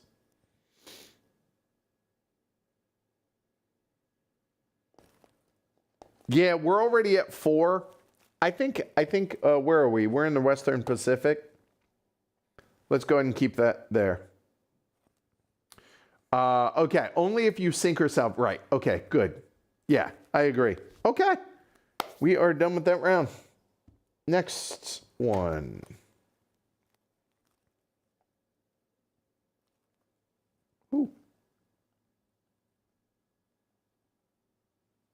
There we go. Whew. All right. Oh, we're going into Act 2. I was admiring the magnificent aspect of the ocean when Captain Nemo appeared. He did not seem to be aware of my presence and began a series of astronomical observations.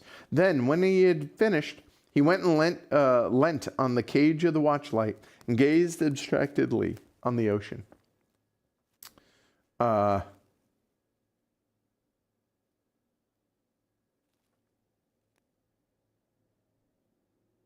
All right. So add the dark yellow reinforcement ship group to the ship draw pool. Continue. Roll 2 white dice and 1 black die to begin each placement phase. All right. So we're going to add the dark yellow, and the Deadly Seas goes into the bag now. Those are stronger and worse. Have a good night, Jakob.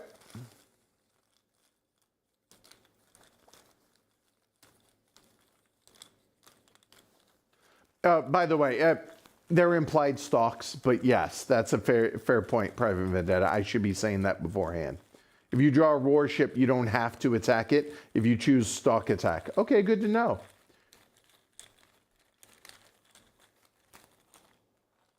Oh, I did. You are correct. We got a second one, so that one goes away as well. Thank you.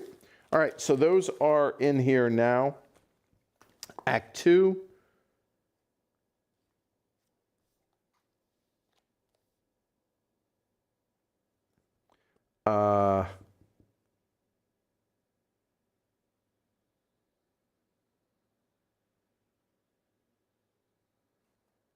Okay, so now the thing to keep in mind, and correct me if I'm wrong, because again, a little rusty, the black die does not have to be chosen, but I can choose it if I want. And if I do, we only place, if it's a lull turn, only place for the white die, correct? Yep, we did now. All right. So, draw another card. Here we go. Here we go. All right.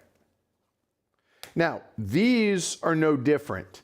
There's just more of them. Although in ours, somebody can double check how many we're supposed to have for the setup. That is wrong book. Give me a second. I will read that in a moment. We're in the second, so there are only 5, but there are 11 in Act 3. So there are 5 of these. This is 1 of 5. Okay?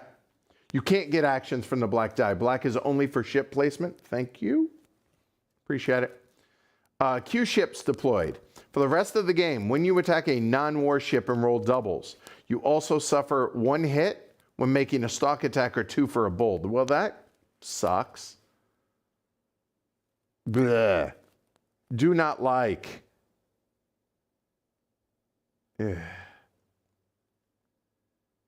Well, that's no fun. For non...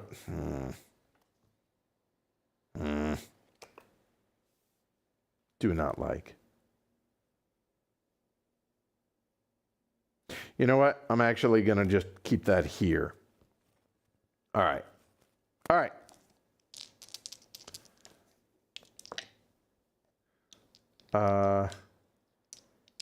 Okay.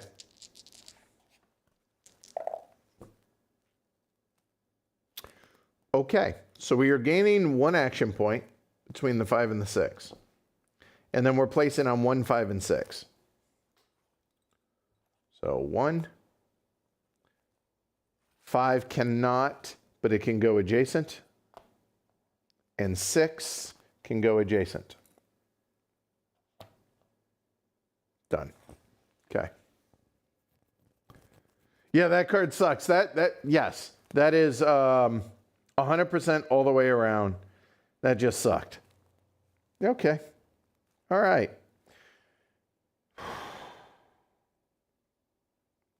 I feel like we should now be moving to start getting rid of some of these guys, but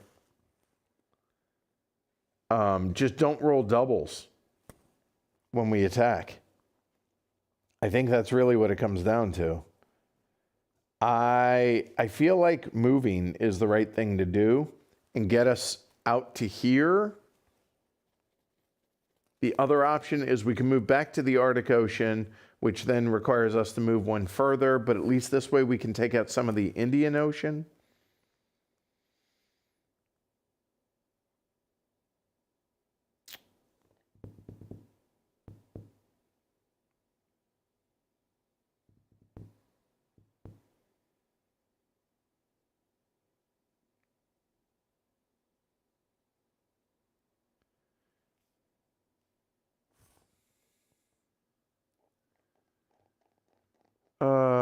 Six could go North Pacific if you want to deal with it immediately. The North Pacific.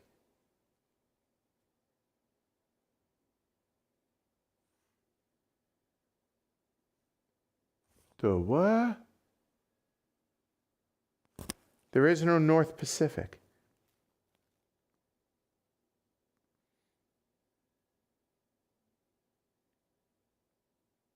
I am not following that, sorry. So, European seas can quickly become an issue if you don't deal with it, hard to get to. That's a fair point because there's no Suez Canal. That is a good point. So, you know what? Maybe we go and head that direction. All right, I'm fine with that. Let's go ahead and spend one and we will move to the Arctic. It's not great. It feels wasted, but is what it is. Done.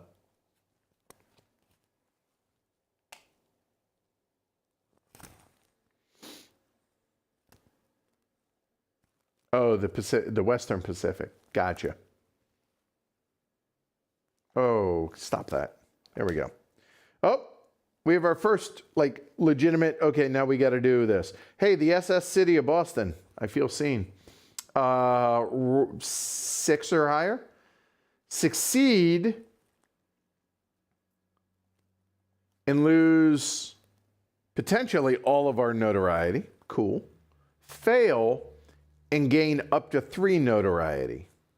And it's only worth 1 point.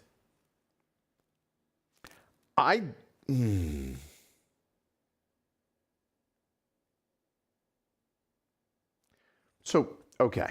That's an 11.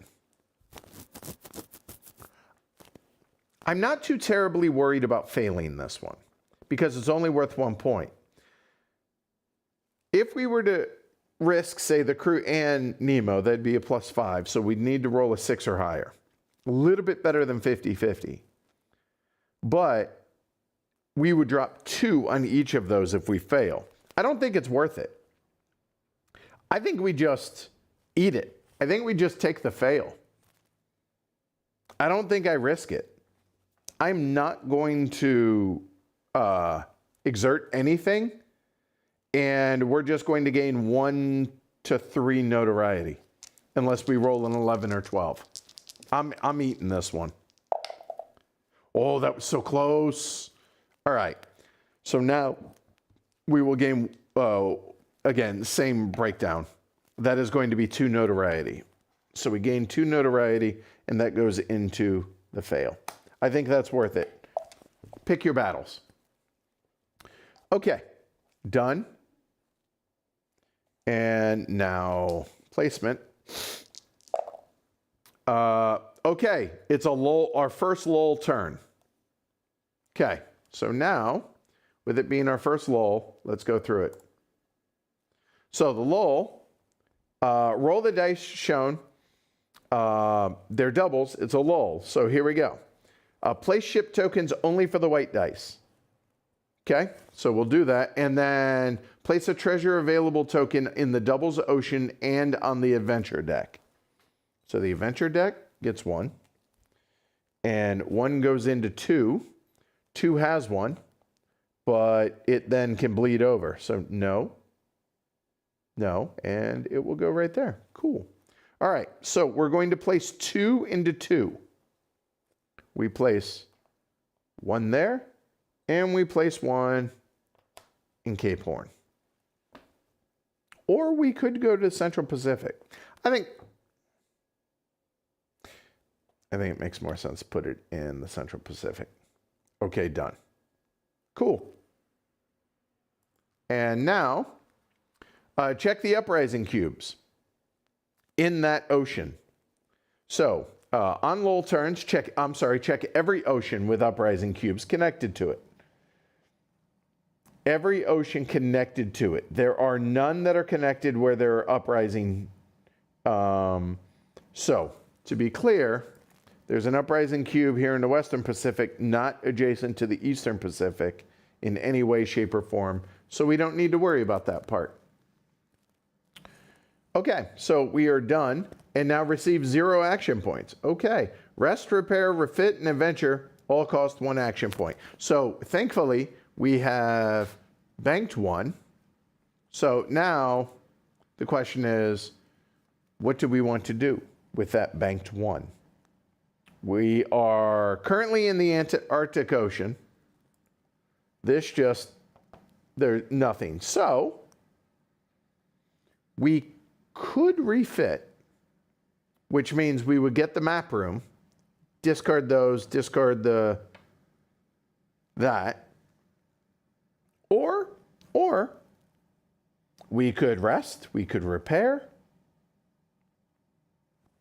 trying to push those up, or we could just spend it to move. Moving feels a little lackluster, I'm not going to lie.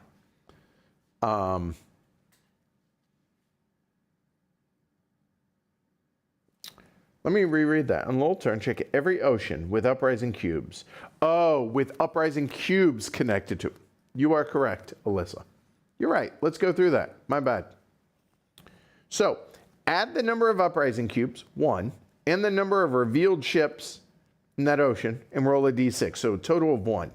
If the result is greater than or equal to the total, no effect. So, we can't roll lower than a 1, so it'll have no effect. By the way, I still had to write down what those symbols mean. I understand that the alligator eats the bigger number, but just that symbol by itself, that symbol is greater than or equal to. I can't remember if it's greater than or less than. Struggle with that every single time as an adult. Anyway, so that's 0. Don't need to worry about it. Or it's, yeah.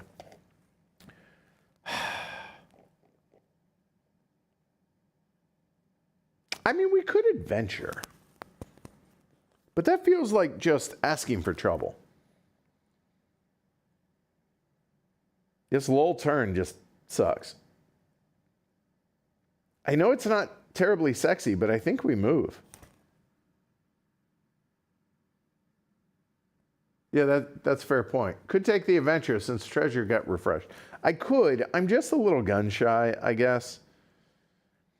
And I'm more scared about the ships than I am going through the adventures. But flipping cards is fine. We'll go ahead and adventure. Screw it. So we'll go ahead and do this.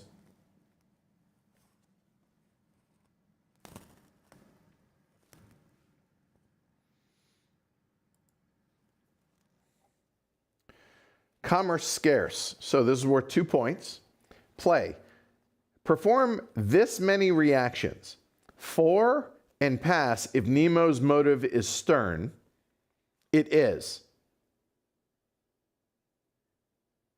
So what these are, the type, it's not honorable, it's stern. The anti-imperialism is stern. So it's going to be 4 and pass or 2 and fail. So for each reaction, you must either gain a notoriety or flip any non-warship token if available. So here's my question. There are no it says if available. So we're going to gain 4 notoriety. Ouch. That sucks.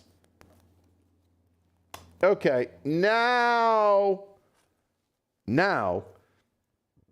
inciting becomes a real thing. Okay, but treasure.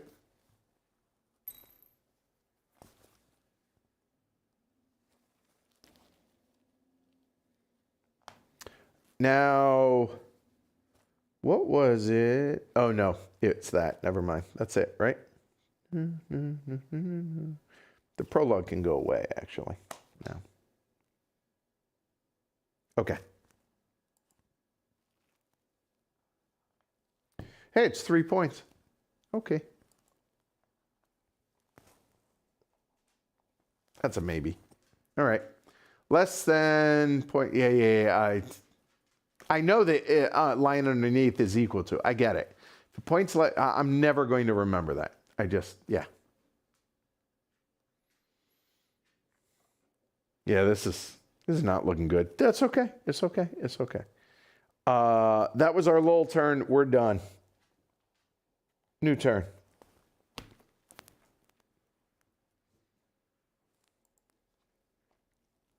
Cape Horn, worth 4 points. You are not allowed to exert. Straight up, just roll. Pass, lose a hole, and gain either a Nemo or a crew. Or fail and suffer a number of hits equal to the higher. Oh, come on, dude. So we're going to lose a hole and gain a Nemo, I guess. All right, fine. So be it.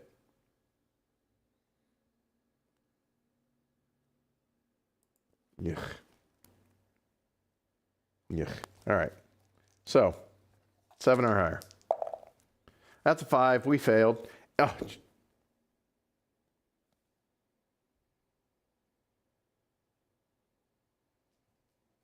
Well, hold on. So, the higher number was a 4.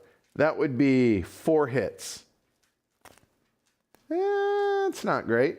So, we could use Professor Aronnax to get us to 7.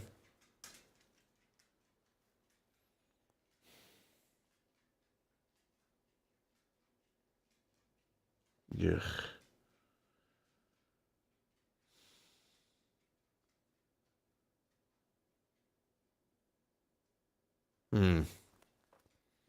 Yeah, I think Professor is going for a swim.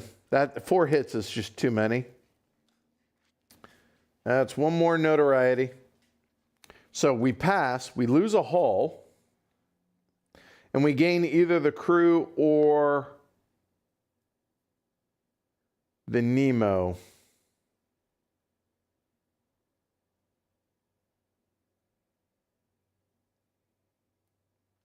I know it's really hard to get Nemo. I understand that.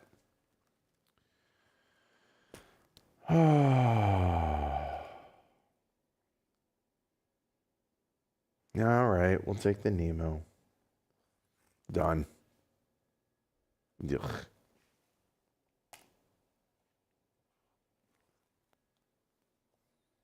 It's a pass. It's worth 4 points at least. Doesn't feel good though. 1-1-6 and another Lull turn. So we're only going to place the 1s. So that is going 1 and 1. And another Lull turn. We have no action points. We're going to place treasure on 1 and 1 on the adventure deck. And check the uprising cube. Still only 1. Not going to worry about that. No action points. We're done. So next turn. Okay. Oof. That was fun. Said no one ever. All right. This one is worth 3 points. 1 for that, 2 for that. It's a play. Place a treasure available token in each of the Western and Indian Oceans. Okay, Western and Indian. So Western, no, and it can bleed over, so it can bleed over to there. Okay, and the Indian is here. No, Western could bleed to there. Yeah, but this can't, so that's it. Okay, that's all we can do. And then, if the Nautilus is in or a single move away from either of those oceans, we are, pass and collect one treasure on the map. Oh, gemstones on the map are unaffected. Awesome. Otherwise, fail and gain a Nemo or a crew. Oh, that would have been awesome. All right, so I guess we're going to pass and get a gem. Okay. It doesn't say to move there. Or a single move action away. Just collect. Nope, doesn't say to move there. All right, cool.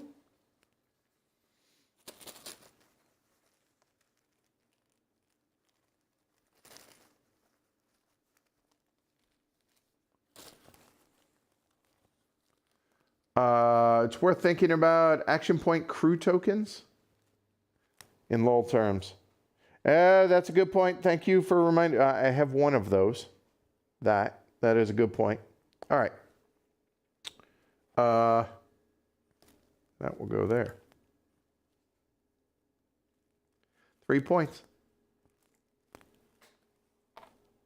All right. Let's roll.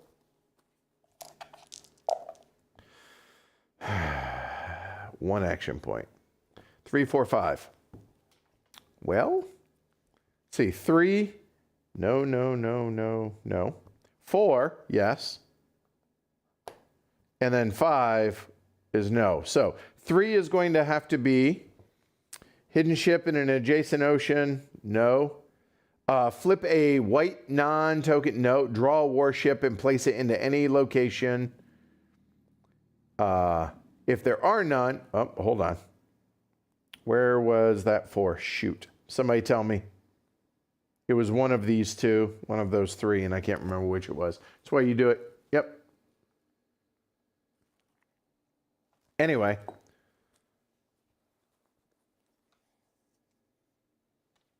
So the 3 is getting placed first off. And that is draw a warship token and place it in any empty location. If there are none, you immediately lose. Oh, empty meaning these. Never mind. So, here we go. Oh, we have a Deadly Seas. Okay. Well, let's find out what this is.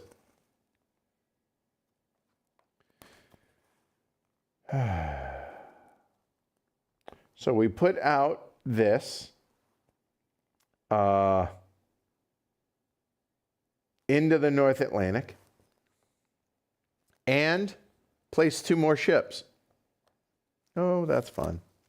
So that will go away and that will go away. It was in the red gem. Thank you. Cape Horn's gone for right now, temporarily. All right, placing 2 more ships. Oh. Really? So that counts as one of the ships, but you do that immediately. Wow. Cyclone. All ship tokens from this ocean. Remove all ship tokens from this ocean after attack. When that comes out, actually, I think there's an attack. Let me double check that. Hold on.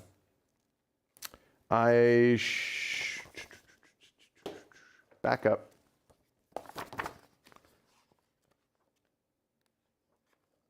Let me see. Placing ship tokens. Here you go. Here. Okay. So that was, it was a ship. Ship group. The ship group tokens function as other ship tokens do. They do not have a purple side. Don't bother with them when the time comes. When placed, they expand commerce. Automatically trigger the placement of 2 more ship tokens using placement. No, so there's no fight. Okay. All ship tokens from this ocean after attack. Okay, so the Cyclone now says this weather event, while not a warship, attacks the Nautilus in the same way. Afterward, discard it and all the other hidden and revealed ship tokens in the Nautilus's ocean. Oh. Hold on, it attacks the ship in the same. So a moment. Anytime a Deadly Seas token is pulled, the ship cup, you must immediately resolve it. A hidden ship token which would have been revealed is not. Instead, it remains in play undisturbed on the map. So to be clear, that actually doesn't replace one of those. So these are technically still here. Okay. If you were attacking it, your action point is spent. Only a ship group token replaces a hidden ship token on the map when drawn. At times, it can be attacked normally when revealed. I choose not to. So, okay, I'm not going to attack it. That replaces that. This one says discard all ship tokens from this ocean after the attack. Well, I choose not to attack it. That goes away, that goes away, that goes away, and that goes away. Thank you. Well, that was cool. But we still draw one more, I believe. So if we draw one more, I would argue we draw that. That was the second draw, I think.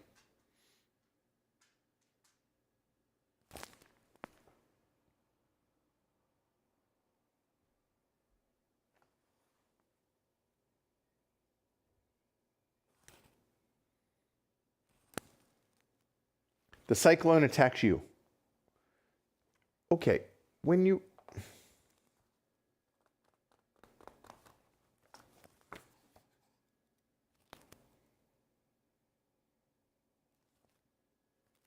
goes into the Arctic, the North Atlantic. I'm not understanding the attacking part, I guess. I apologize. Lost my spot on where that's called out, right here. This weather event, while not a warship, attacks the Nautilus in the same way as a warship. So the warship, for the placement phase, it's just, but I'm not there. So it just goes away.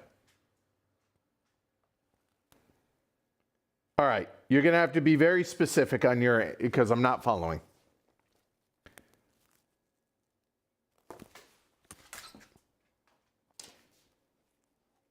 Lincoln, lay down, bud.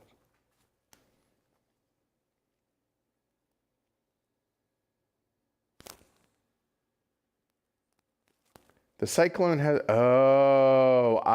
but I'm not there.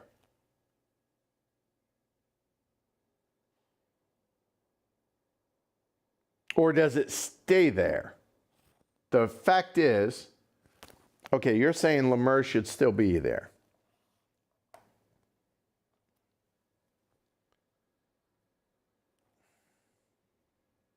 This weather event, while not attacks the Nautilus in the same way.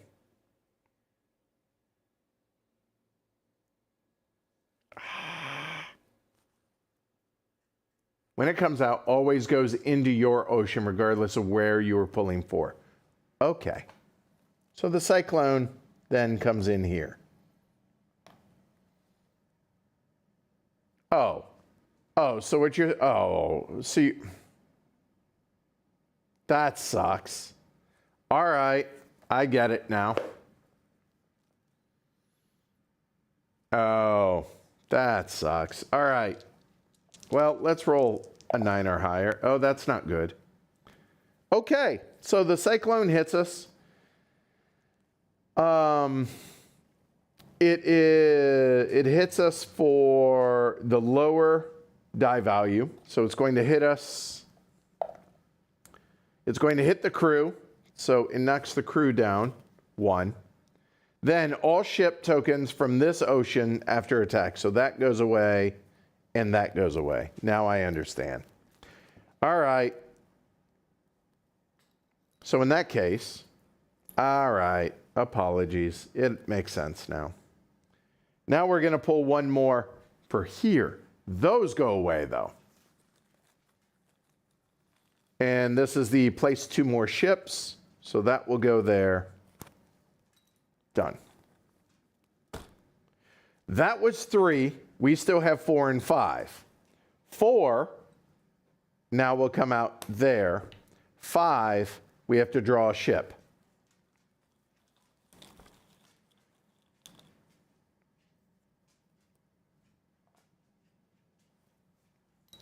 There. Oh my God. That was way more work than it should have been. Apologies. Okay.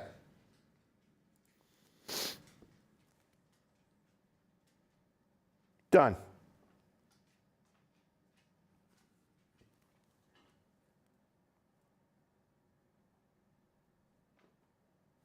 All right. So it was, I'm going to have to actually go back and look at this. I already got the action point. Right. Done. All right.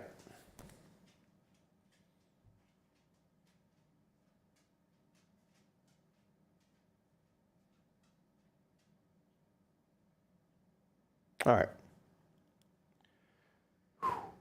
We're going to call that the end of the turn. I'm not going to do anything with that action point. There. Whew, sorry about that, y'all. You can place ships in adjacent oceans if they're full of tokens. Thank you for the reminder on that. I forgot. Good call. All right, so this is worth 4 points. It's a play. Pass if you immediately sacrifice Professor Aranax. Sorry. Keep this card as a reminder that for the rest of the game, you receive a +1 DRM for any and all test rolls, including ship attacks, that award science discoveries. Sad. Sadly, he's already been sacrificed. We fail and lose a Nemo. Sad. Done. We will roll. All right. We gain 3. That's better. And then 2, 5, 5. 2. And then 5, 5. Not great. Okay. So we're going to draw a ship for 2. We'll go ahead and put that there. I'm okay with that. And then for 5, we can draw one more. Oh God, it's a sea serpent. I think we put that in 3. And we draw another for 5. Oh my God. The North Atlantic is just going, no, we're just going to go after that. Although we also get a +1 notoriety because it's Japanese. Oh my Lord. That is not great. You get free attacks on freshly placed ships in your ocean.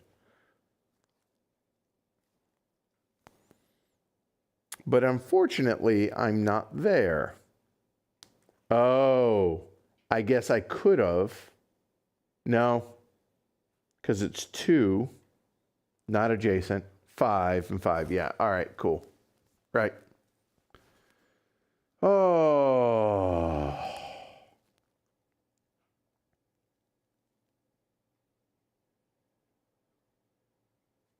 Well, at least we have actions.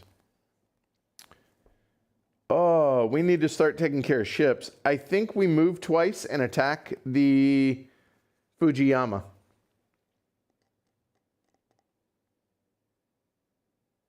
Although, because inciting actually isn't too bad. Oh. Incite. No, we need to start taking, okay, we're going to move, and attack the Fujiyama.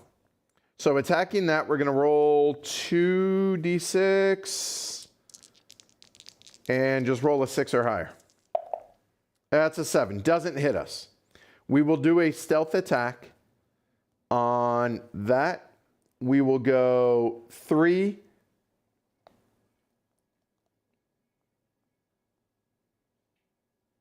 So that's a DRM of 4. We need a 5 or higher total. We got it. It's sunk. Because it's Japanese, It causes us to get 1 notoriety for that. And when scouting at the game's end, get more points. So this is in the European seas. It's worth no points at the end of the game. Yeah, it was 255. I think we...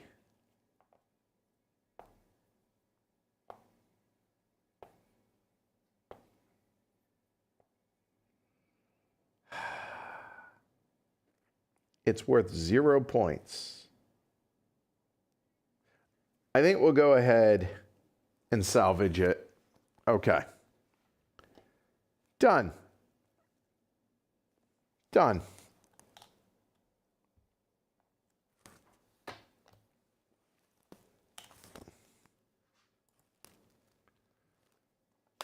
All right. Act 3. However, I got some bad news, but we'll get there. The Nautilus went, you know what, actually? We're going to pause. Okay, here's why. I apologize. Okay? I have a really wigged out dog right now. I don't know what's going on with him. He will not settle. And I got to tend to him. So I apologize. Here's the good news, though. So we're going to pause here and make this a part 1. The good news is this is the last stream of the week, this week. So I'm going to leave everything as it is. And we will come back and we will finish this Tuesday afternoon. All right? So a week from today, we will exactly leave it right here. All right? So for 2 reasons. Number 1, I need to tend to Lincoln. I apologize. Number 2, hopefully y'all can join us, but also it for all those that couldn't join us because it's late at night for Europe, hopefully they can join us for the thrilling conclusion of this. So I am going to put a check mark on the card so that I know this is where we left off, right here. We can discuss changing the motive, and then horrible things all happen at that point. So, in fact, I will grab that real quick.